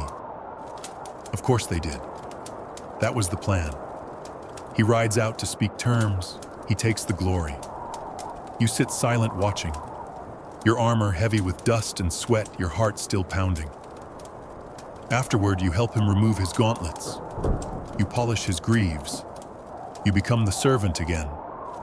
You hand him his cloak, warmed by the fire you built. No one praises you. That's the point. If anyone knew, the illusion would collapse. Once in a feast hall, a noblewoman mistook you for Lord Ardent in the torchlight. She touched your cheek. You said nothing. Later, she laughed it off. How foolish of me, she said. I should have known he doesn't smell of horses. You did smell of horses, and blood, and fear. You keep a dagger hidden beneath your cuirass. Not for enemies, for yourself, in case capture ever means revealing who you are. You've seen the pamphlets enemies leave after a double is unmasked cowards and decoys. Real men bleed. You'd rather not be the example. At night, you sleep in the same tent, but on the floor. You eat second. You leave before sunrise to exercise the horses. You mimic the Lord's voice in the dark, whispering, just to keep the cadence right. Just in case. There's a story among the men about a double who replaced his master after he died. Took the name, married the Duchess, ruled for 20 years before anyone noticed. You wonder if it's true. You wonder if it could be. You wouldn't take the name, but maybe the life. Maybe the chance to be someone with power. Not just a target in borrowed armor. But for now, you polish his boots. You rehearse his wave. You strap on his face every time a fight looks too risky. You are his shadow shaped like steel. You are the knight's body double. And if you're lucky, they'll never know your real name. You grip the rake with both hands and shove it into the mound, the iron teeth scraping against stone bone and something softer. A warm squelch rises into the air, sharp and familiar. You wrinkle your nose. You never get used to it. Not really. Because this isn't soil or manure or old straw. It's human waste.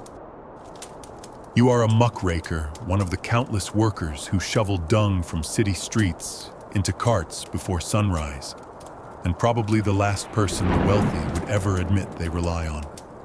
The cobbles beneath your feet are slick with filth. Chamber pots get emptied out of windows without warning. You've been hit more than once. A sudden splash from a second-story in-room, the faint cry of Gardyloo a second too late. You keep your mouth closed when you work. The cart groans behind you, already half full. You shovel fast, there are streets to cover, quotas to meet, and the city bailiff watching from under a wide-brimmed hat. You're paid by the load. The faster you rake it in, the more you might earn. Historians still argue whether muckraking was organized through official guilds or operated more like a free-for-all among the lowest classes. But one thing's clear, the cities of medieval Europe didn't clean themselves. Someone had to deal with the rivers of rot. Today, that someone is you. The filth isn't just human. It's horse droppings, dead rats, spoiled vegetables, old bones, moldy bread blood from the butcher's gutter. It piles up fast, especially in summer, especially near the market stalls where people spit and spill without care. You rake it into the cart using long, iron-toothed tools that resemble something a demon might use for combing its beard. The handles are splintered from use. You've worn through 4 gloves this month alone. Mainstream historical fact. In cities like London and Paris, night soil collectors and street muckers were vital. Some were even licensed by the Crown to remove waste to designated dumping grounds outside the city walls. But until they did, it sat right there underfoot. You wear boots made from stitched leather soaked in tallow and wrapped in cloth. It helps. A bit. Still by midday, your feet are soaked with... You stop thinking about it. You just walk. Quirky fact. Some city ordinances banned pigs from the streets not because they ate waste, but because they were too good at it and tore up the paving stones trying to reach the soft, warm stuff underneath. A drunkard stumbles past and spits near your foot. You rake without looking at him. He's too far gone to even register your presence. Most people don't. You're part of the background. Less than the mud they track into taverns. But you are noticed when you're gone. One week your crew went on strike, unofficial of course. Just didn't show up. Within 3 days, the city council sent guards to fetch you back. Disease was already whispering in the gutters. Merchants were furious. The smell alone threatened to close the cathedral. They paid a bonus that week. Small, but still. You finish with the first street and start the second.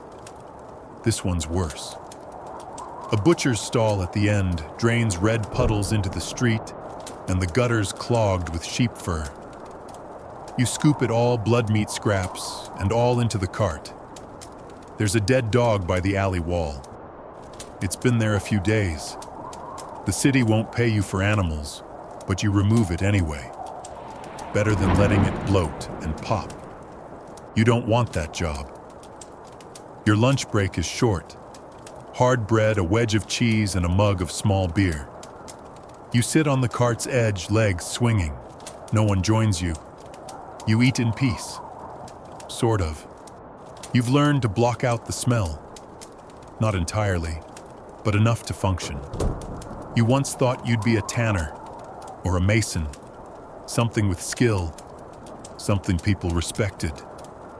But your father died in a winter fever. Your mother sold your tools to feed your siblings. The city needed strong backs and shovels. So here you are. You rake again. By late afternoon, your cart is full. You haul it toward the dump site outside the city near the edge of the marsh. The road is rutted and slick. The cart tips once. You right it. Your shoulder aches. At the dump, you unload. The pile steams. Flies buzz in a black cloud.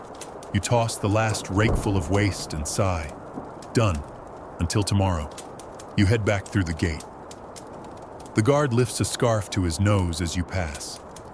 He doesn't speak. You nod anyway. Back at your quarters, you peel off your clothes and hang them outside. They'll never be cleaned, not really. But the wind helps. A little. You wash your hands in cold water, scrubbing until they're raw. You light a candle. You eat again. Bread, onions, beer. You lie on your pallet and stare at the ceiling, thinking about tomorrow's streets, tomorrow's carts, tomorrow's waste.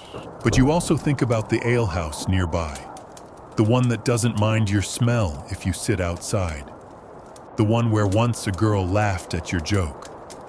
You think about saving enough to buy gloves without holes, maybe even a new rake.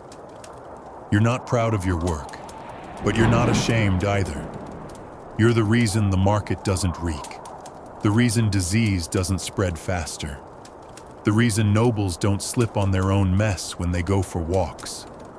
You're the muckraker. And in a world full of filth, at least you know where it ends up. You slide the ferret into your sleeve, careful not to startle it. The little beast's wiry body coils around your forearm like a warm, living rope nose twitching as it sniffs the morning air. You keep it close, whispering soft encouragements while tightening the leather straps on your boots. Ahead of you, the alley darkens into a low, bricked tunnel.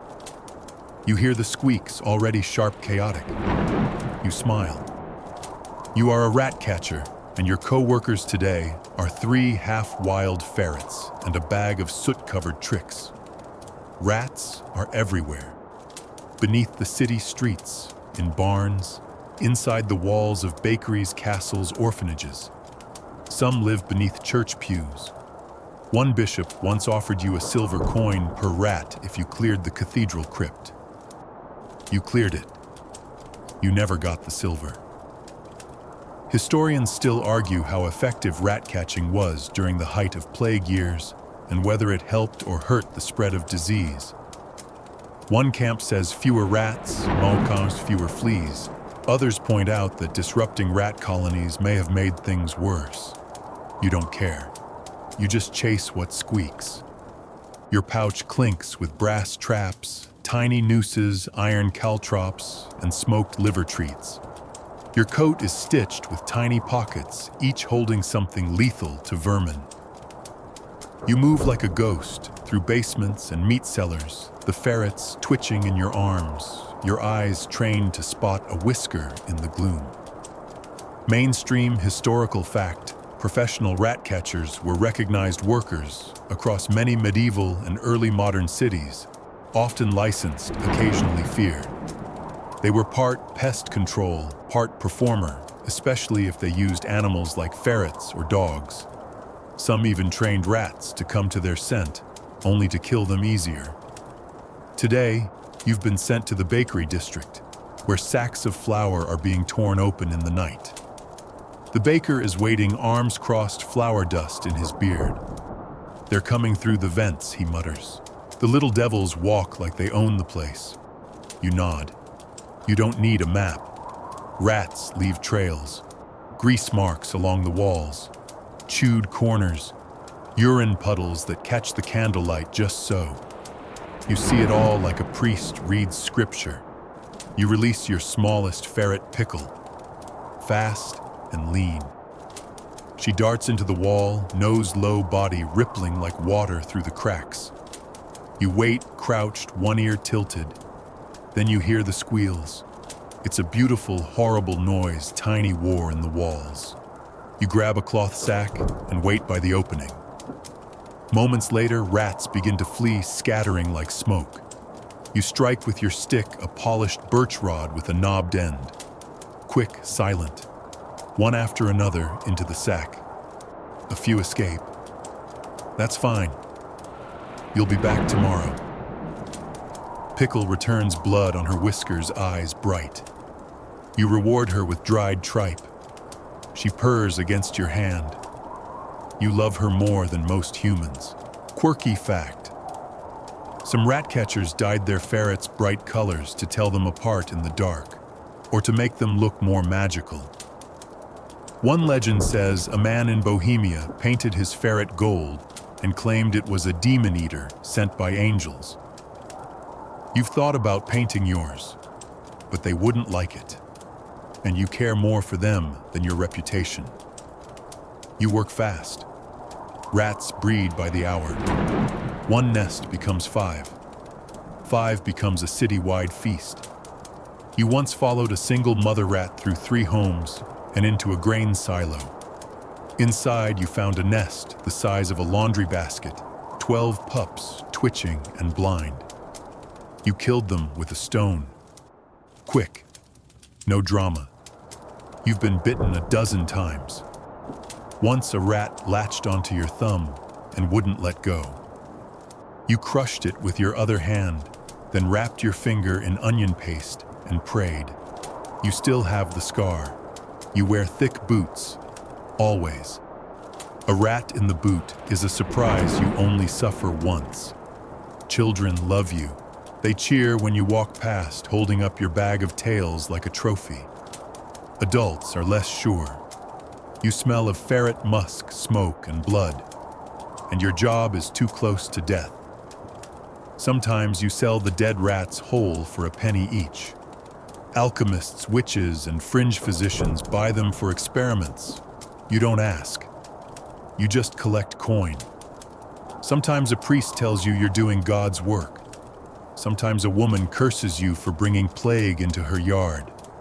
You don't argue. You're too busy setting your traps.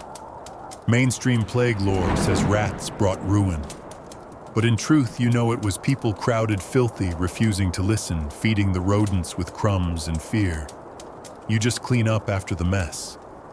Tonight you've cleared 17. Not bad. You wash your hands in vinegar. Your nails are black anyway.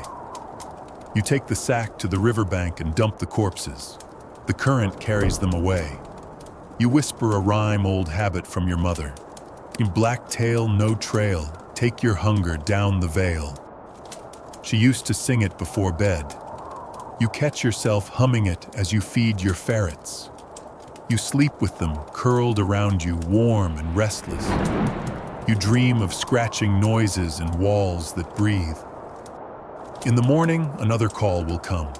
Another bakery, another cellar, another nest pulsing under floorboards. You'll bring your stick, your bag, your best girl, Pickle, because you are the rat catcher.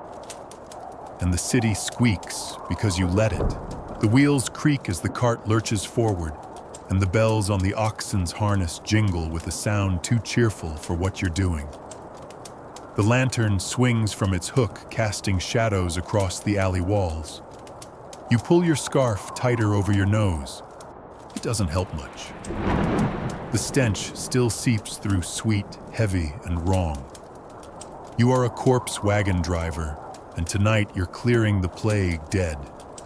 You work in the dark, not for drama, but necessity. The city won't tolerate you rattling down its thoroughfares in daylight. Too upsetting, too real. But at night, under cover of moonlight and mist, you are allowed to collect the bodies that everyone else pretends aren't piling up. It's silent mostly. Dogs howl from behind shuttered windows. You hear soft sobbing now and then. A child crying. A prayer whispered too late. But no one dares open the door. No one wants your cart to stop in front of their house. Tonight's load. 5 already, 2 bundled in old cloaks, 1 woman wrapped in a linen sheet, and 2 who weren't wrapped at all. They lie at the base of the cart, feet tangled. 1 has no shoes. You stop looking at faces. It helps. Historians still argue how much of plague-era body collection was organized or chaotic. Some cities like Venice and Milan kept detailed logs and paid handlers like you with official funds. Others just offered coin to whoever had a cart, a rope, and a strong stomach. You don't have a title. You're not a physician, not even a gravedigger. You're just the man who hauls what others can't stand to touch. You've learned the signs, the way the bodies stiffen, the color of the blotches. The smell, always the smell. Sweet and meaty, like rotting fruit and spilled wine in a warm cellar. Once you found a man still twitching. You checked his breath, waited a moment longer. Nothing. Then you loaded him. You can't risk mistakes. Mainstream historical fact. During major plague outbreaks in medieval Europe, corpse collectors were essential. Their work was unthanked, unholy, and unpaid by many families who feared contagion and simply left the dead by the door. Some were buried in mass pits, others burned, and all carted there by hands like yours. You stop at the next house. The sign is clear, a red X smeared across the door with white chalk. A rope dangles from the knob, a signal. You pull it once. Wait. Nothing. You enter. Inside, it's quiet. A man lies on a straw mat, eyes open. A woman slumps in a chair, a child curled in her lap. They're cold. You check just to be sure. Then you lift them gently if you can. You've seen what happens when people toss corpses like bags of flour. The muscles tear, the bowels release. You work clean, with care. Outside, the cart groans as you add the weight. 9 now. You tie them down. You learn the hard way what happens on a sharp turn when they shift. Once a leg slipped out and dragged in the street. The guards made you pay a fine for unseemly display, as if you made the man die. Quirky fact. Some corpse carts were painted with religious symbols, crosses, skulls, angels. Yours is plain, but you carved a tiny sigil into the seat where you sit. A charm, maybe. A prayer. You forget what it means, but you touch it every time you start a run. The route ends at the pit. It used to be a field. Now it's a wound in the earth, wide and deep. A few others are here, gravediggers' faces wrapped, moving silently. You know them, sort of. No one talks much. They nod. One pours quicklime. Another swings a spade. You back the cart up. You unload. The bodies fall in clumps. You try not to watch, but sometimes you do. One face reminds you of your sister, another of a man who used to play the lute by the tavern. You wish you hadn't looked. You wait while they're buried. The pit fills slowly. You light a candle from your cart's lantern and set it on a stone. Not required, but something in you needs to mark it. You turn the cart back toward town. On the road, a dog appears, skinny, nervous. It sniffs the wheels. You toss it a scrap from your pouch. It follows for a while, then vanishes into the fog. You reach the city gate just as the sky starts to pale. The guards don't stop you. They never do. You're invisible unless the cart tips or the smell gets too loud. Back in your shed, you unhitch the oxen. You feed them. You rinse the cart with vinegar, scrub it with bristle brush and water hauled from the well. You clean until your hands are raw, your knuckles cracked. Then you lie down. You don't bother undressing. Your clothes are stiff. Your scarf still reeks. You dream of bell towers and the sound of latches sliding shut. You never dream of the bodies because you never let yourself remember. You're the corpse wagon driver. And if you stopped, the city would choke on its own dead. You sit hunched over a long wooden desk, the candlelight casting a golden sheen across the sheet of stretched parchment before you. It's already covered in dense, dark lettering, Latin, neat, exact. Centuries of holy thoughts inked into animal skin. You steady your hand. You dip the knife. And then you scrape. You are a monastic manuscript eraser, and your job is to remove the written word from sacred pages. Not because it's wrong, but because it's no longer convenient. You're in the scriptorium of a monastery, cold, quiet, and filled with the scent of ink, old wax, and human patience. You don't copy. That's the glamour job. The scribes in the corner get to inscribe glorious Bible's annals and saints' lives in curling calligraphy. You're here to undo, to erase, to unwrite, to repurpose. And the way you do that, a tiny curved knife, a bit of pumice stone, and hours of rubbing. You work with parchment, not paper, not yet. This is vellum scraped from the skins of lambs or calves. Stiff, durable, and expensive. So expensive, in fact, that when texts fall out of favor, when a saint is discredited, a heresy uncovered, or simply a new gospel translation comes into style, they don't throw the old books out. They send them to you. Historians still argue whether the erasure of texts was more about censorship or economic necessity. The answer probably is both. Every monastery has its own hidden motives. You're just the hand behind the blade. Today's job is a heavy one, a treatise on angelic hierarchies written 3 generations ago. The abbot says it's unnecessary. You suspect someone in Rome frowned on it. Doesn't matter. Your job is to make it disappear. You brace the parchment with one hand and with the other gently begin scraping. The ink lifts slowly, flaking off like dried blood.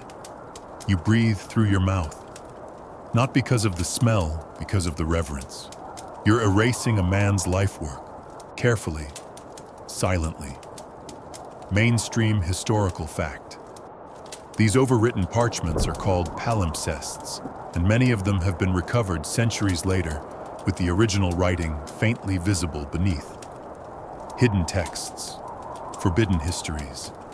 Even lost works from ancient Greece resurface this way, accidentally preserved by erasure. Quirky fact?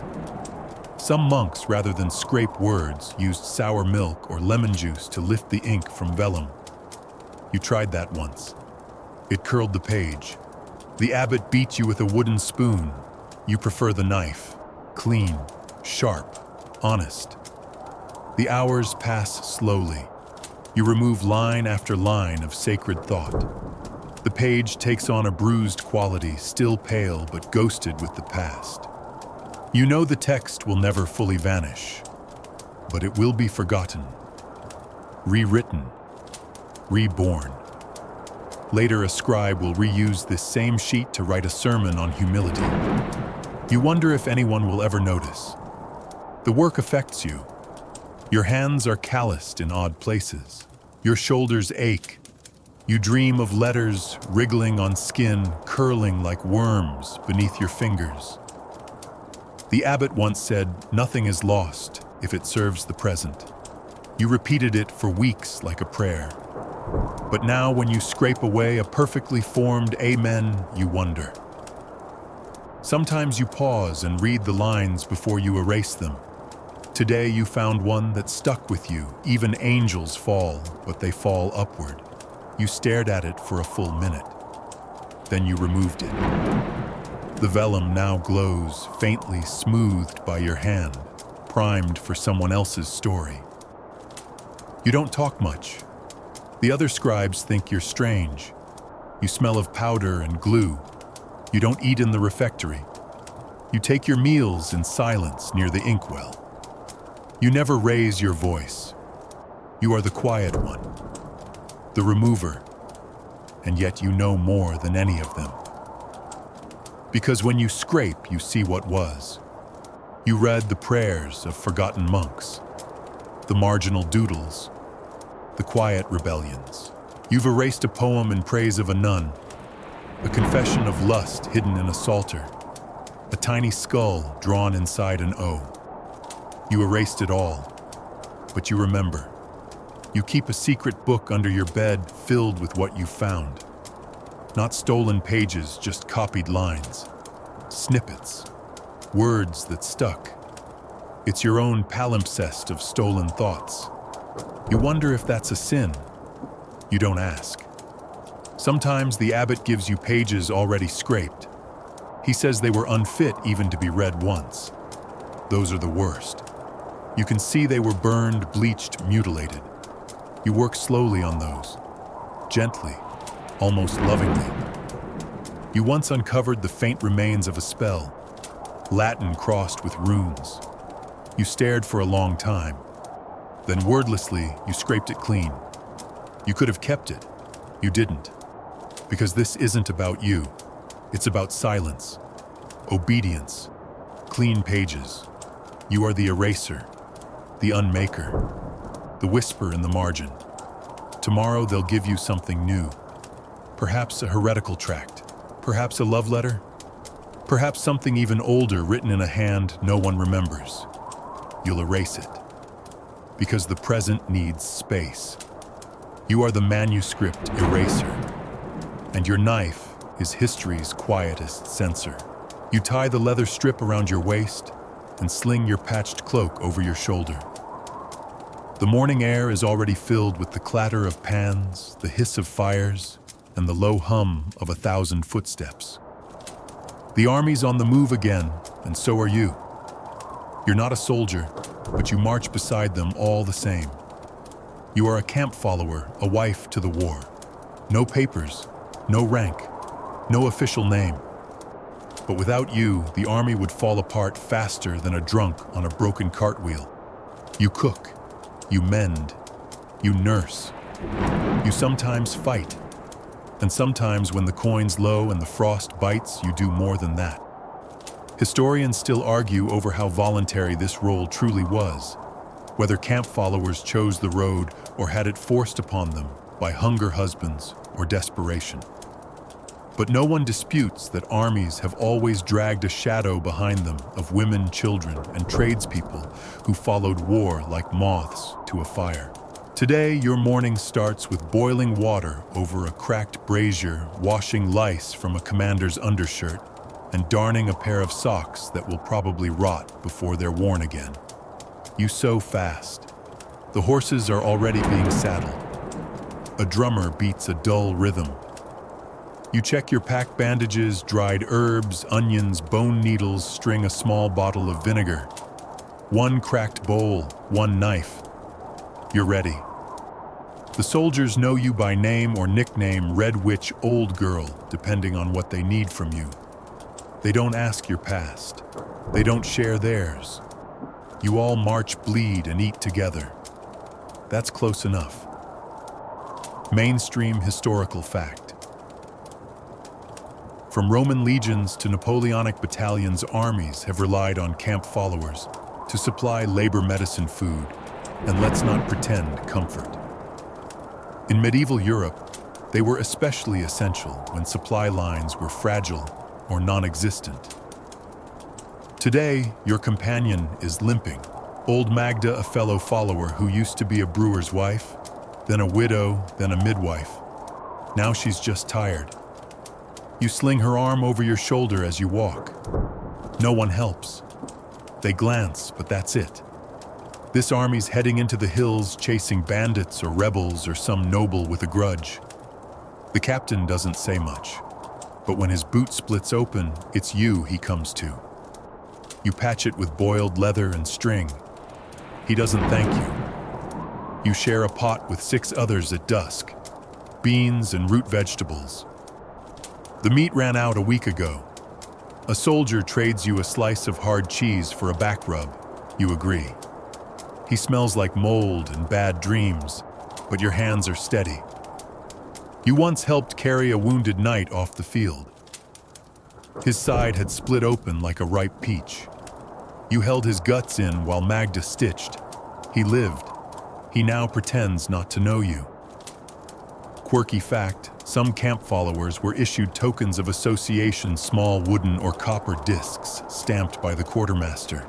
These didn't grant rights exactly, but proved you weren't just scavenging. Yours was lost 2 winters ago. No one's asked for it since. You sleep on a canvas tarp. Your boots stay on. You never know when the next bugle call will rip through the dark, or when horses will bolt, or when a soldier will wander into the wrong tent. One tried once. You broke his nose with a ladle. He didn't try again. You help bury the dead. Sometimes you help dig. Once in a frozen meadow, you hacked at the ground with a sword because no shovel would bite through. They threw in 2 bodies, covered them with snow, and kept walking. You carry letters. You boil water for the surgeon. You sharpen knives when no one else will. You laugh when the men boast cry, when they don't come back and scrub blood out of tunics like it's flour from a baker's apron. You've worn the same dress for 3 months. You turned it once inside out. You've patched it 13 times. You'd kill for new stockings, but no one sells those near a battlefield. The boys sing songs at night about maidens and towers, about brave deeds. You hum with them even though your voice is rough. You remember being young, just. Once you danced in a meadow with your cousin. That was before you learned how to gut a rabbit with a spoon. You keep a pouch of lavender near your chest. Smells like something clean, something before. You're not a soldier, but you've seen more war than half the men who march. You've wrapped wounds with moss. You've cleaned swords with your skirt. You've held a dying man's hand and whispered a name he hoped was waiting in heaven. Mainstream records list soldiers, commanders, heroes, not you. But your fingerprints are on every victory, your footprints in every muddy trail. When the army breaks camp and moves on, you carry the weight just like they do, except no one gives you a medal. You are the ghost of the ranks, the smoke behind the spear. You are the camp follower, and without you, the whole war falls apart. You watch as the kitchen steward approaches with the silver tray. The lid glints in the candlelight, polished to a fault, as if hiding poison behind shine. The smells reach you first: roasted duck glazed in honey cloves, stuffed into apples, and something else, sharper. You swallow not because you're hungry, but because you're about to risk your life. Again. You are the royal food taster, and your dinner always comes first on someone else's plate. You sit in the small chair just behind the throne dais, where you're half forgotten until mealtime. Your role isn't glamorous. It's stressful, tedious, and absolutely vital to the king's survival, and your own questionable. The meal begins with protocol. The steward sets down the dishes one by one. Your cue is a silent nod from the royal taster's captain. Then you step forward, select the spoon or dagger, and take the first bite. The idea is simple: if it's poisoned, you'll drop dead first. If you live long enough for the king to enjoy dessert, you've done your job. Historians still argue whether royal food tasters were consistently employed or only brought in during times of political paranoia. But the role undeniably existed, especially in courts filled with cousins eager for the crown and cupbearers known to switch loyalty for a sack of gold.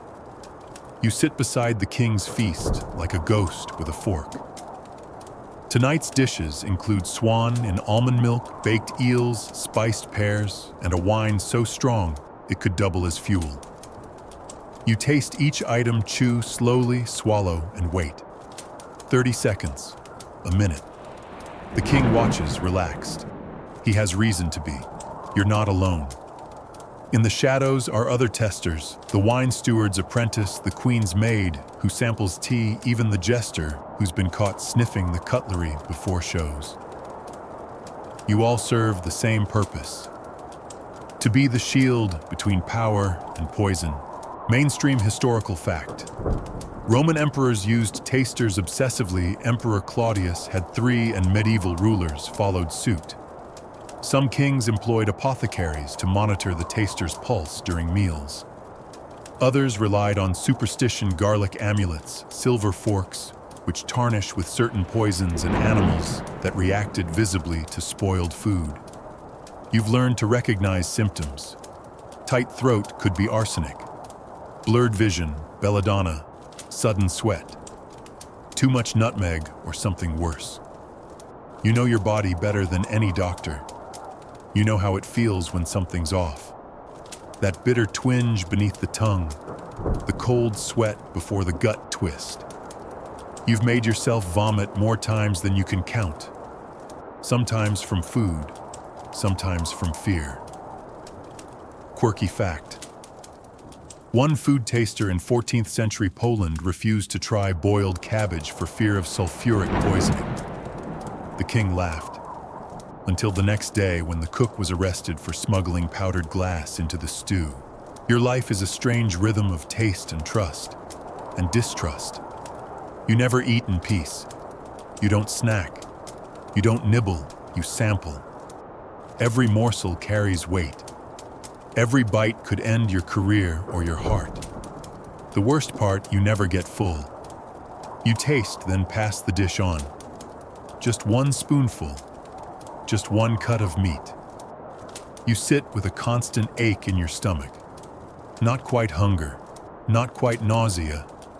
You live in the royal kitchen compound, away from the castle chambers. You sleep near barrels of vinegar and sacks of salt. You've memorized the location of every spice, every bottle, every jar of imported pickled gooseberries. You inventory ingredients like a monk studies scrolls. You keep a small notebook hidden under your bed. Inside every dish you've tested, every reaction you've had.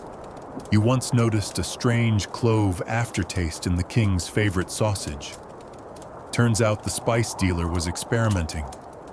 You reported it. He vanished a week later. You've tasted everything from peacock tongues to sugared violets. The royal palate is fickle. Some weeks it's northern salmon and parsley sauce. Others it's roasted dormice wrapped in bacon, and you must sample it all. You've grown to hate food, not for the taste, for what it means. You can't even eat with friends. What if someone tries to poison you to get to the king? That's happened. One taster was killed with a laced apple meant to reach the queen's breakfast. Now you peel your own fruit, wash your own hands, sleep with a dagger under the pillow. You have a soft spot for plain porridge. Safe, predictable. You eat it in private after hours by candlelight. Just you, a wooden spoon, and quiet. Your colleagues don't talk much. The apprentice wine taster went mute last winter after a near miss with monkshood. He recovered, barely. Now he only nods. The jester, he jokes, of course. But there's a fear behind his grin. You all know how it ends. You think about retiring, sometimes. But who else can taste and know the kitchen staff respect you, fear you even? Your nod means life. Your grimace means panic. Once you faked a bad reaction, just to see who flinched. 3 nobles turned pale, 1 ran. You told no one. You're not the king's friend. He doesn't know your name. But if he makes it to dessert, he raises his goblet just a little in your direction. That's all the thanks you get, and all the thanks you need. You are the food taster, and you eat death so the crown may dine. You carry the bridle in both hands, careful not to let the metal edges scrape your own skin. The thing's cold, smooth, and heavy like a small iron mask forged in bitterness.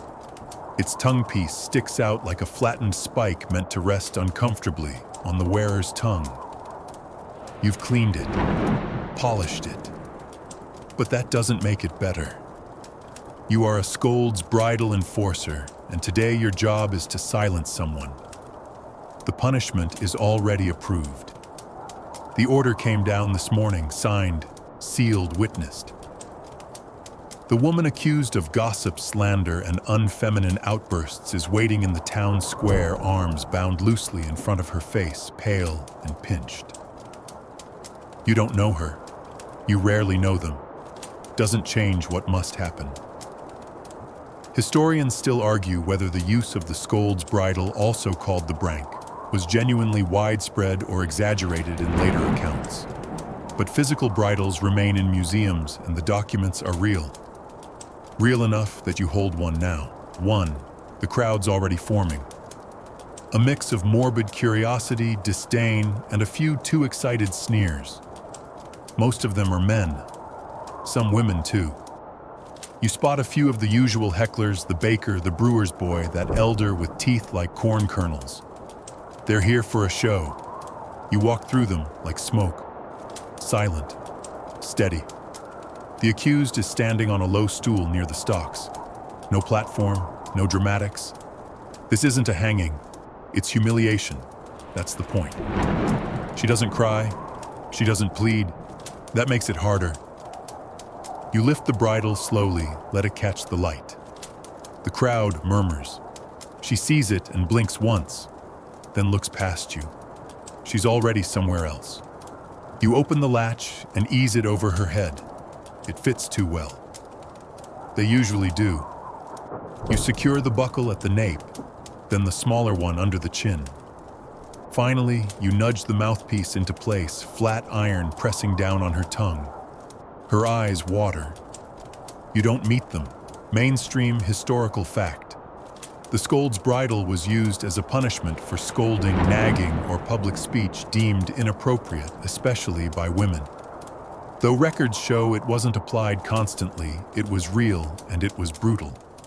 Some versions had bells to draw more attention. Some had spikes to pierce the tongue if the wearer tried to talk. Yours isn't spiked, but it's thick enough to bruise if she moves wrong. You step back. The bailiff nods. 2 guards help her off the stool and guide her to walk slowly around the square. The bridle has a ring on the front for a leash if needed. Today it's left loose. She stumbles once on a cobble and the crowd laughs. You keep a straight face. You've worn it yourself. Once. In training. Just to know. 5 minutes in silence, iron pressing on your tongue, your thoughts echoing in your head like drums. You'd never admit it made you cry. Quirky fact. In some towns, the wearer of the bridle had to repeat a scripted apology while wearing it, or have someone else speak for them while they stood in silence, tears streaming. Either way, the shame did the work. You watch as the woman is led back to the stool. Her face is damp now. Not crying, not sobbing, but tears are there. The bridle has rubbed her cheek raw where it pinched. The guards unbuckle it. You take it back, wiping it down with a cloth from your belt. You check the hinges. No rust. No blood. She doesn't look at you. She's taken away back home or to the lockhouse. Depends on what the court said. You don't read the full orders anymore. You leave the square through the side lane. Your satchel thumps against your hip. The bridle, wrapped again in cloth, sits like a coiled snake in your bag. You go back to the office, hang it on the wall beside the others. Some are smaller, some heavier, some with attached chains or carved warnings. You once handled one engraved with the phrase, "Quiet minds breed peace." You had to stop yourself from laughing. Your hands smell like cold metal and old leather. You wash them in vinegar. You sit at the desk. You write the record date, time, name charge. Verbal disruption of community order. That's how it's always phrased. You once saw a man fined for public obscenity. He paid coin and walked off. A woman shouted at her neighbor about a stolen chicken. She got the bridle. Justice weighs differently depending on who's carrying it.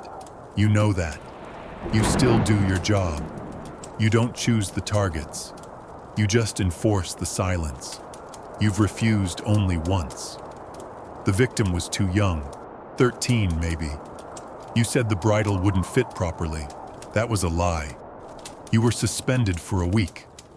After that, you never hesitated again. The town relies on you. Not just to keep order, but to make a show of order. If they can't parade justice, it doesn't count. Sometimes they send you to nearby villages. Traveling enforcer. You carry 2 bridles in a pack, plus shackles, plus scrolls of official charges. You walk into town, hang the scroll on the door, and wait. People always show up. Shame is a strong motivator. You once found one bridle hung from a tree branch left as a warning or a trophy. You don't know which. At night, you dream of voices muffled under iron, faces twisted in frustration. Some scream, some go still. You wake with your jaw clenched and your mouth dry. You drink water, swish it, spit. You touch your tongue just to be sure it's still yours. You're the scold's bridle enforcer, and your silence says everything. You pull your cloak tighter around your shoulders and glance up at the tower looming above you. A flash of lightning splits the sky. The stone bell tower groans in the wind. Rain lashes sideways across the square. And still you climb. Because you're the bell ringer during storms, and your duty doesn't stop when the sky tries to kill you. You don't ring the bell for the time, or for weddings, or for harvest festivals, not tonight. Tonight you ring to drive away the demons. The storm brings more than rain, the priests say. It brings spirits, disease, bad air, curses. Lightning is a herald of the devil, and thunder his roar. The bell must be rung, they say, to keep evil out of the village. You don't argue, you just climb.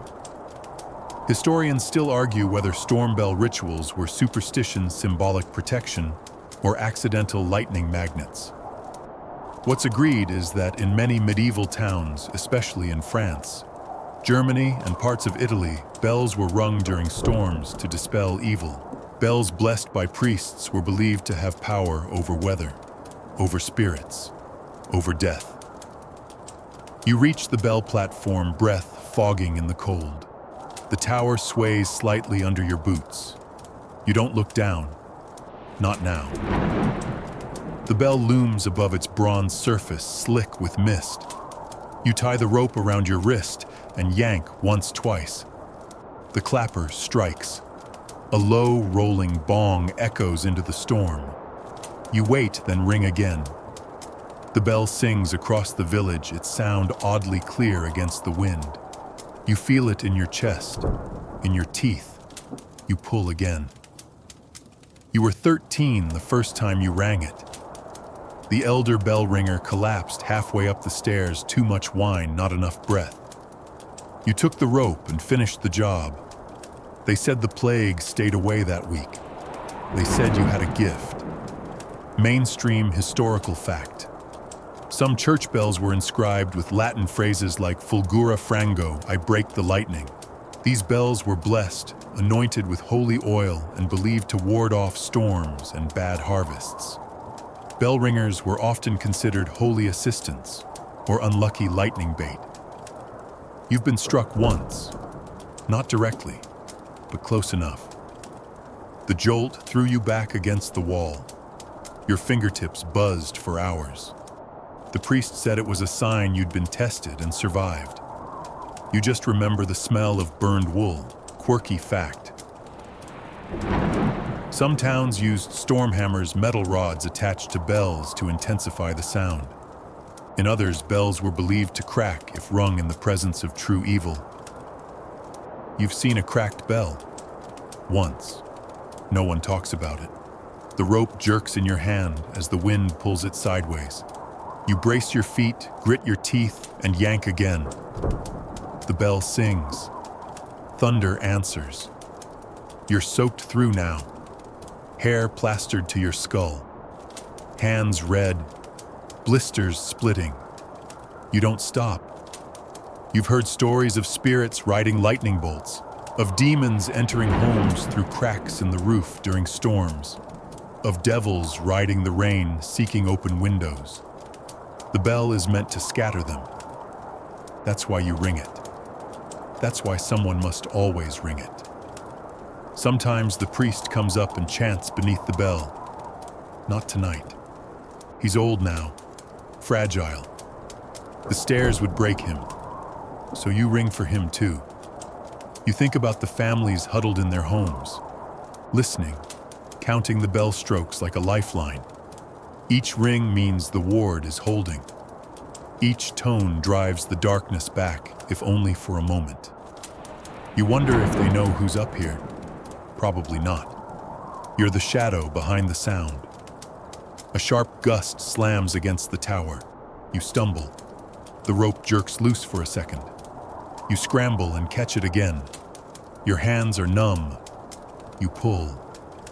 The bell tolls again. You've done this so many times you don't remember how it feels to sleep through a storm. Sometimes you ring for hours. You switch arms. You brace the rope with your knee. You whisper prayers you don't fully believe. You pull until the rope burns your skin. And when the storm finally passes, when the thunder fades and the clouds thin, you stop. You rest your head against the cool wall of the tower. The rain is a whisper now. The town below breathes again. You climb down slowly, each stair a test of balance. At the bottom, no one waits. There is no applause, no thanks, just puddles, just wind. You walk to the church door. You leave the rope coiled neatly by the altar. The priest nods from the pew. Nothing more. You go home, peel off wet clothes, wrap yourself in wool, and sit by the fire with a clay mug of broth. Your arms shake. Your ears still ring, not from the bell, but from the silence after. You sleep with the sound of tolling echoing in your dreams. You're not a hero, not even a name in the book. But you are the one who rings the bell when everyone else hides. You are the bell ringer during storms, and no one knows how loud the dark really is until you stop. The chain rattles against the stone floor, and the bear rears up again, massive paws, swiping at the air, eyes glassy with confusion, hunger, or maybe memory. You pull the leash, tight heels dug into the dirt. The crowd gasps and laughs in equal measure. They want spectacle. They want to dance. They want to see something dangerous almost lose control. You are a bear leader, and the beast beside you is both your job and your curse. You didn't catch it yourself, of course. Someone else did: the trappers, the wranglers, the men who poke into caves and come out missing fingers. But you've trained it. You've walked it. You've lived with it. You've fed it, named it, sung to it, while it snored beside your bedroll. And now you lead it from town to town for coin, for food, for fear. The bear's name is Misha. He doesn't understand commands, not really. But he knows your voice, your smell, and the sound of the tambourine you use to signal his performances. A rear, a step, a growl, that's the routine. Historians still argue whether bear leaders were truly trainers or just handlers who kept the animals barely tame with starvation and beatings. But records show them traveling across Europe from the 12th century onward, performers' threats and symbols of power all rolled into one. You didn't start this life. It found you. A cousin left you the bear after getting mauled and deciding to become a cobbler instead. You were 17 with nothing but a pack and 2 feet. The bear made 3. Now you're 30. The scars on your arms tell their own story. You rap the tambourine once. Misha snorts, stomps, and rises again. The crowd cheers. Someone tosses a copper coin. Someone else throws a chicken bone. You smile with your teeth, only never your eyes. Mainstream historical fact.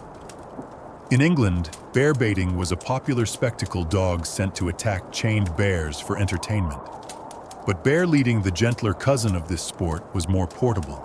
A street show, a roadside wonder.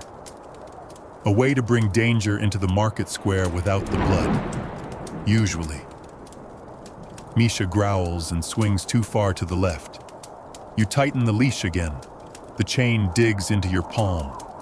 A drunk man in the front row claps too hard, and Misha flinches.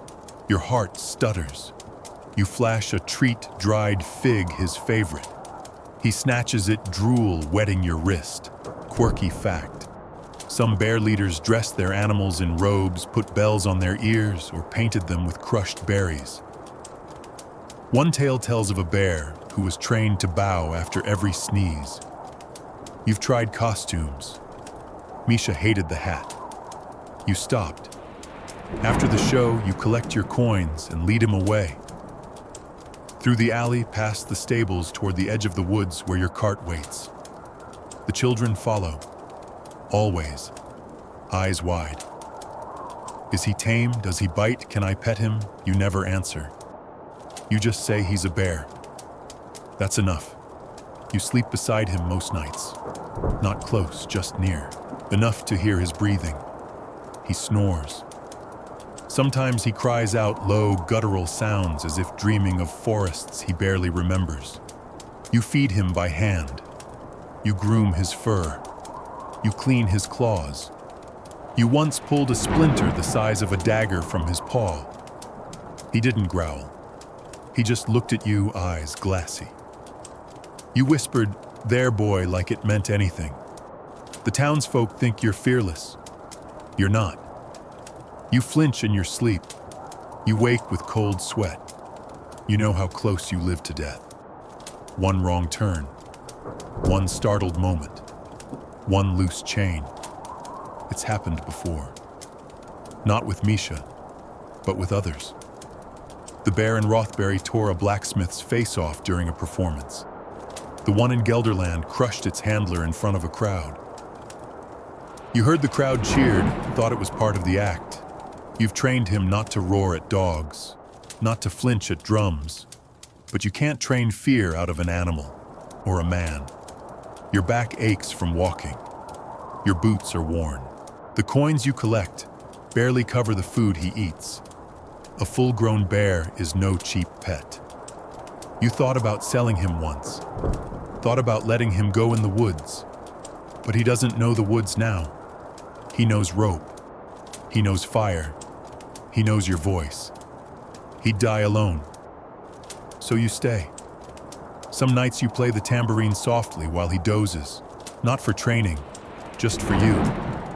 The beat is steady, predictable, unlike everything else in your life. You keep a journal of places you've been, not for glory, just to remember. There's an entry for each town, number of coins, number of times Misha reared, number of close calls. Once you wrote, he seemed happy today. Just that. Tomorrow you'll walk into another town, another square, another crowd that wants danger without responsibility. A bear that dances, a man who leads. You'll smile again, all teeth. You are the bear leader, and the chain you carry isn't just around his neck. You hold your breath as the rope lowers you into the shaft. It's tighter this time, narrower than you remember. Or maybe you've just gotten older, thicker, more aware of what's down here. The torch above you flickers out, and all at once it's just darkness. The weight of your own breath and the scent. You are a gong farmer again. But this time, it's worse. Last time it was just waste months, maybe years of castle refuse packed into a pit beneath the garderobes. Human dung, yes, but predictable, organic, manageable. Tonight they said there's something else down there, something they found when extending the servants' quarters. They didn't explain. They just said, send for the gong man and tell him to bring a second torch. You know better than to ask questions. Historians still argue whether medieval gong farmers were truly the most reviled workers in a city, or if their pay and necessity gave them a strange kind of social immunity. What's not debated is that the job was filthy dangerous and often fatal, especially when old cesspits collapsed or filled with poisonous gases, or other things. The rope creaks. You drop another foot. Your boots sink into the sludge with a slop. You steady yourself against the stone wall and light the second torch, and you see it. A rib cage. Not animal, not pig, not cow, human. Your eyes adjust slowly. There's more long bones. A shattered skull with the jaw unhinged. A finger still wearing a ring. You've seen death before, but not hidden like this. Not buried under layers of waste forgotten until the muck gave way. You poke the mess with your spade. Another skull, another rib cage. One still wearing what looks like a faded tunic. You're not digging out just cess now. You're digging out a graveyard no one wrote down. Mainstream historical fact. Some medieval castles reused cesspits for years, even decades. Corpses were occasionally hidden in them to cover up murder or plague deaths during desperate times. In one documented case, a London tenement cesspit was found to contain 6 skeletons beneath centuries of waste. You take a breath, regret it immediately, then you start scooping. You work like always, thick gloves, slow swings, shovel to bucket to pulley. The surface crew hauls it up without comment. They probably don't know what you're finding. But the weight shifts. Bones are heavier than sludge. They clink. They crack. You hear it through the shovel's wood. You feel it in your knees. Quirky fact: some cesspits were so deep and so long untouched that they developed strata-distinct layers of waste like tree rings, each with its own smell texture and disturbingly content. You think you've reached a bone layer now. The third scoop in a row pulls up a partial spine. You take out your iron hook and gently scrape away the clumps from the latest skull. The teeth are intact, the eye sockets not empty. 2 glass beads sit inside staring. You step back, slip, land shoulder deep in it. The stench is a living thing crawling down your throat. You spit, swear, keep going. Because this is what you do. You clean up what others pretend isn't there. You dig deep enough to find what history tried to hide. No one above has asked for details yet, but someone will. And when they do, they'll want the pit cleared quietly. That's always how it goes. Lords don't want scandal. They want clean drains and empty pits. You've buried 3 secrets for noblemen before. This will be the 4th. You can feel the bones under your boots now.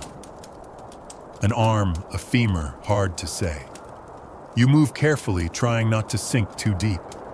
You hook a pelvic bone and lift it into the next bucket. It doesn't fit. You break it.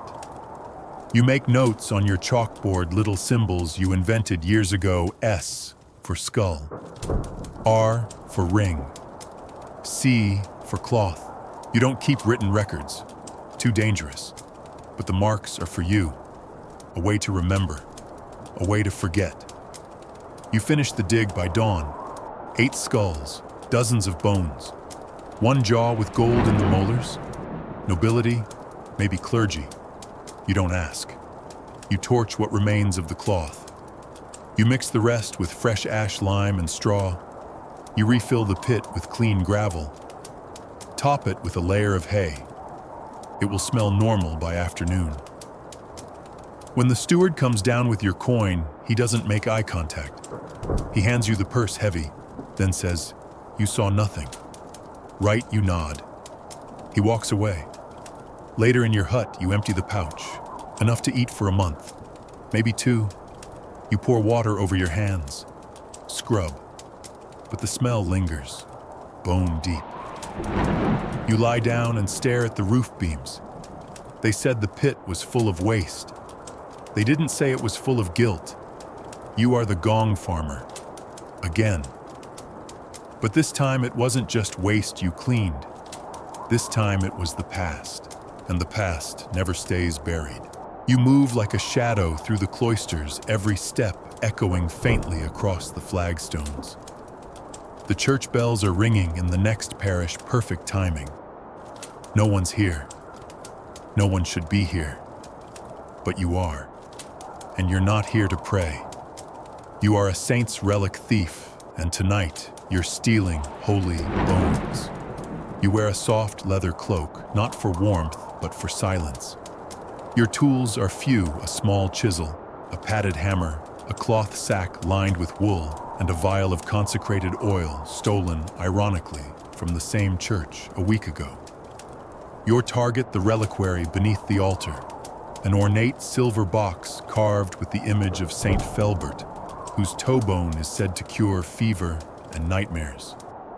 Pilgrims line up for days to see it, kneel beside it, whisper their aches to it. And in a few hours, it will be gone. Historians still argue whether relic thefts were blasphemous greed or clever piety. The term furtum sacrum, sacred theft, was used even in monastic records. Some abbeys stole bones from each other, claiming divine visions justified the crime. Others bribed gravekeepers. Some simply broke in and took what they wanted. Like you. You slip behind the choir screen, duck under a tapestry, and reach the altar. The reliquary sits in a glass-fronted wooden case, locked, but only with a latch. You lift it carefully and set it on the floor.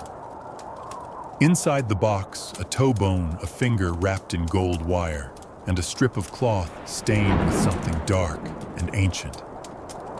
You know what's valuable. The bones. You open the box with your chisel. The hinge creaks. You freeze. Nothing stirs. Then you reach in, wrap the relics in wool, and tuck them into your sack. You leave the cloth. They'll think it's all still there until it's too late. Mainstream historical fact. The theft of saintly relics was common in medieval Europe.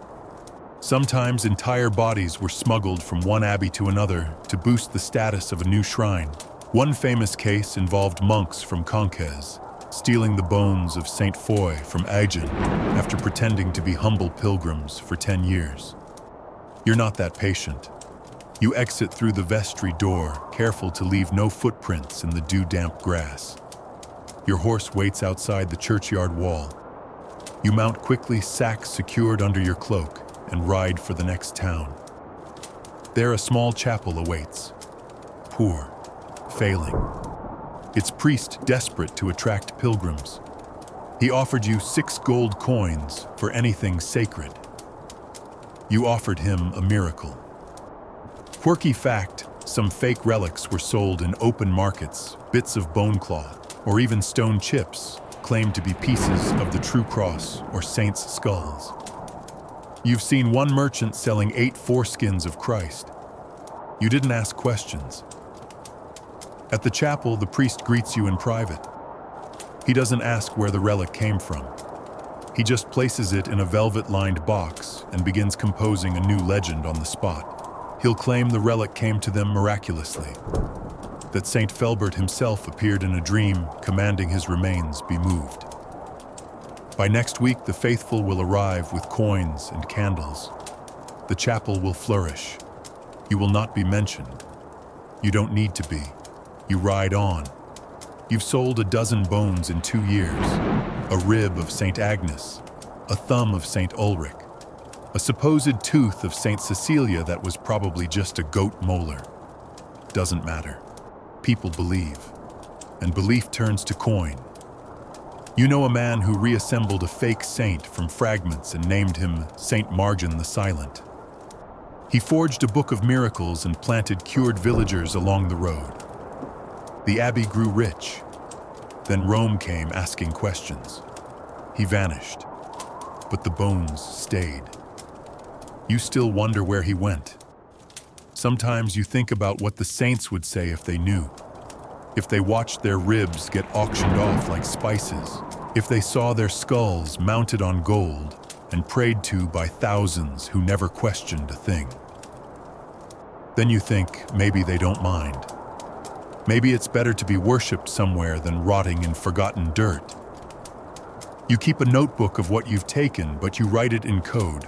So even if someone found it, they'd read it as poetry or herbal recipes. Only you know that tarragon root beneath full moon means St. Jerome's knuckle. You don't work alone. You have contacts, a monk in Brittany with sticky fingers, a sexton in Cologne who trades reliquary keys for wine, a trader in Venice who ships boxes labeled as dried fish. You are part of an invisible network of faith and fraud, and you sleep just fine. After all, relics are meant to be moved. That's what pilgrimage is, right? A journey to something sacred. You just give it a little help.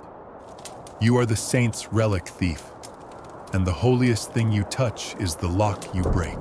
You pace slowly around the coffin, your veil fluttering slightly in the early breeze.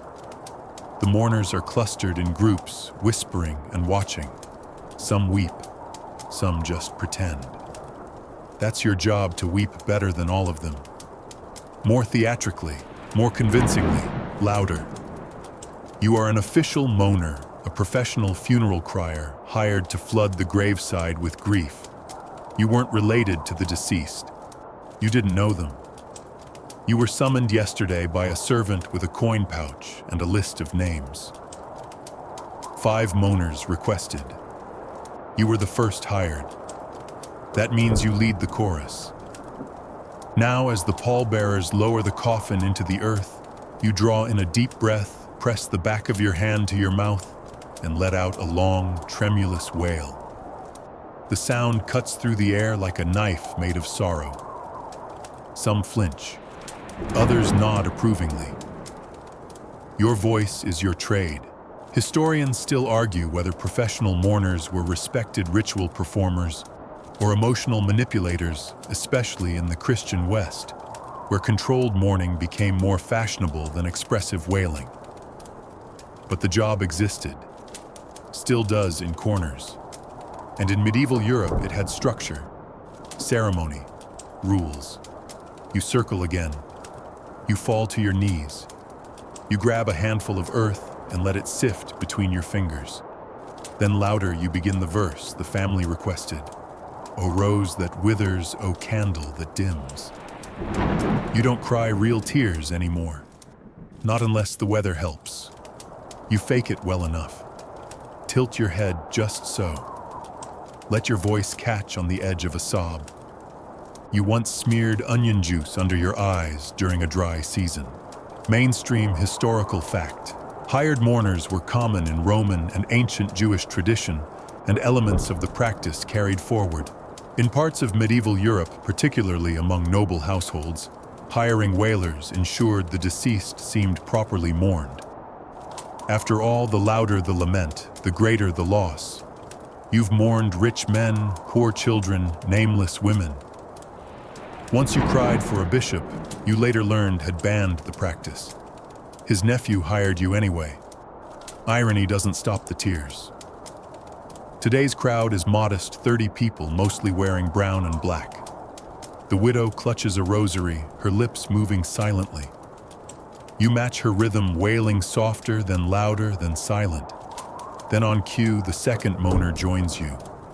An older woman with a cracking voice but experience. She keens in a high pitch, clashing against your low tones. That's the point. Contrast. Harmony born of chaos. Quirky fact. Some mourners were trained in mourning dialects, strange poetic formulas, fragments of Latin or Old Church Slavonic, meant to confuse spirits and honor the dead simultaneously. You don't use that often, but once for a nobleman's funeral, you chanted in 3 languages, none of which you spoke. You got a silver ring as a tip. The priest doesn't like you. He tolerates you. He sees your performance as theatrical, maybe even irreverent. But the family wanted you, paid for you. And so here you are, kneeling in the mud palms to the sky, howling as if your heart split in half. And in a way it has. Because you once mourned for real. Years ago. Your sister. A fever that took her in a week. You cried until your voice cracked. At her funeral, no one else wept. Just you. And you remember thinking how unfair that her death doesn't echo. So you made it your work. You gave other people's deaths the noise your sister never had. You rise from your knees and begin the second lament, wings of dust we carry thee now. 2 more moaners pick up the refrain. One begins to sob, theatrically shaking. Another faints planned. You knew she would. She's good. You give her space to fall gently. The crowd is quiet now. Even the birds seem to wait. The priest clears his throat, speaks the final words. The coffin disappears into the soil. You fall to your knees again. Final flourish, a shuddering exhale. The wailing stops. And just like that, it's done. The family offers coins in a small wooden box. You bow without words. The other moaners do the same. You disperse like mist. No one thanks you. That's fine. They're not supposed to. You walk back down the lane, feet muddy, throat raw. You'll drink tea with honey tonight. Maybe hum an old lullaby while you soak your boots. You've been doing this for 12 years. Enough to perfect the trembling voice, the reddened eyes, the cracked whispers. You know when to cry loudly, when to be silent, when to fall to your knees, when to stare blankly into the grave like a woman whose soul has followed the coffin. Sometimes people ask if you remember the names of the dead. You don't. not all of them. But you remember their sounds, the shape of their funerals, the color of their flowers. You remember how grief tastes on your tongue even if it's someone else's. You are the moaner, and for the right price, your pain can be perfect. The fire crackles behind you as you stand still, arms folded, eyes fixed on the man kneeling beside the iron pot. He trembles not from guilt, but from fear. He knows what's coming, and so do you. Around you, the crowd presses in, hushed, curious, some excited. The magistrate reads aloud the charge, his voice flat. The man stole a loaf of bread. Now he'll face trial by ordeal, and you will be the official witness to his pain. You're not the judge. You're not the priest. You're not even a torturer. You're the watcher, the record keeper. The one who ensures that whatever happens next is seen, measured, and confirmed without question. Because if a man's guilt is to be proven by fire, someone must be there to say, yes, the skin did blister, or no, the wound did not fester. And if it does heal clean well, then God has spoken. Historians still argue how genuinely objective witnesses were in these rituals, or whether outcomes were manipulated by social pressure and politics. But what's clear is this. In medieval Europe, truth was often left to the elements, fire, water, or steel, and someone had to stand by and watch it unfold. That someone is you. You glance down at the blade being heated red hot in the coals. The blacksmith turns it with a poker. The metal glows like the sun's eye. The priest mutters a Latin chant. The accused stares, lips moving in silent panic. The magistrate looks to you. You nod. The test begins. Mainstream historical fact, trial by ordeal judicium Dei, or God's judgment, was used widely until the 13th century, especially in cases where no clear evidence or confession existed. It wasn't just about suffering. It was about faith. If you were innocent, God would shield you. If not, your flesh would tell the truth. The accused lifts the iron bar from the coals, just 3 paces holding it in bare hands. That's the rule. He screams before the second step. By the third, he collapses. You and 2 others step forward. Gently, you examine the burns. Deep red, already blistering. You wrap his hands. He'll be kept under guard for 3 days. Then you will unwrap the bandages and look again. If the wound festers, he's guilty. If it heals clean, he walks free. You record this in the ledger. Carried iron cried out, fell on step 3. Severe blistering, bandaged. Re-examine on 3rd day. You sign it with your mark, 2 interlocked spirals. You've signed your name this way for 15 years.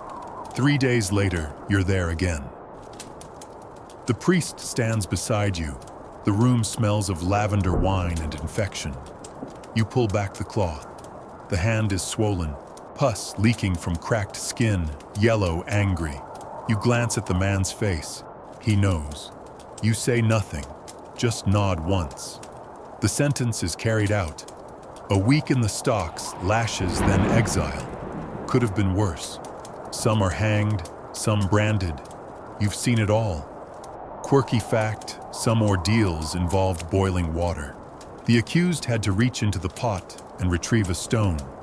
Guilt was decided by the condition of the wound. Others had them bound and thrown into rivers sink, and you're innocent float and you're guilty. You've seen men tie rocks to their feet, praying to drown honestly. You remember a woman once accused of stealing milk. She walked 10 steps holding glowing irons, never flinched. Her hands blistered, but healed miraculously clean. The townsfolk called her the fire-kissed after that. She opened a cheese stall. You still buy from her. You've also seen miracles faked. Priests wiping wounds with blessed herbs soaked in healing salves. Others smearing feces onto the bandages to guarantee infection. You say nothing. You just observe. That's your role. They call you neutral, but inside you're not. You remember every scream, every burn, every drop of blood on the church floor. You've memorized the scent of cooked flesh. You dream of it sometimes, but in waking hours you remain calm, unmoved. When people doubt what happened, it's your word they cite. Your mark, your record. You are the truth, even when the truth feels cruel.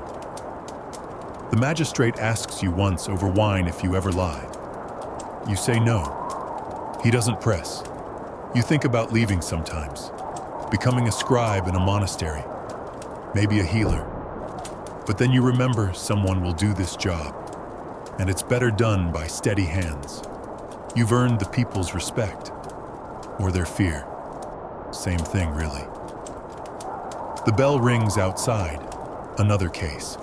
You stand, roll up your sleeve, and ready your pen. You are the official witness to God's judgment, and you know better than anyone pain doesn't lie. And now, with the last bell fading into silence, the fire finally low, and our long journey through the shadows of the Middle Ages behind us. You can breathe again. You've seen things tonight, work that wasn't work, danger passed off as duty, suffering as spectacle. You've stood in mud, in blood, in silence and thunder. You've lifted skulls from filth, shared soup with armies, danced with bears, and howled at funerals for strangers whose names already slip from memory. Not everything was dark. Not everything was cruel. But everything was real. Even the absurd, even the holy, even the terrible. And through it all, you were there, quietly watching, walking, enduring, just like they did. So now let your shoulders drop, loosen your breath, stretch your fingers from the cold grip of medieval iron. The world of relics and ropes and ruin fades into mist. What lingers is the hum behind your eyes, the echo of the bell, the hush after the scream. You made it. And though you probably wouldn't have survived any of those jobs, we both know that you survived the story. So thank you for joining me tonight, for being curious enough to look backward, brave enough to stare straight into the weird heart of history, and kind enough to stay until the end. Now rest. The past is quiet. The fire is low, and the night is finally yours. End of script. Sweet dreams.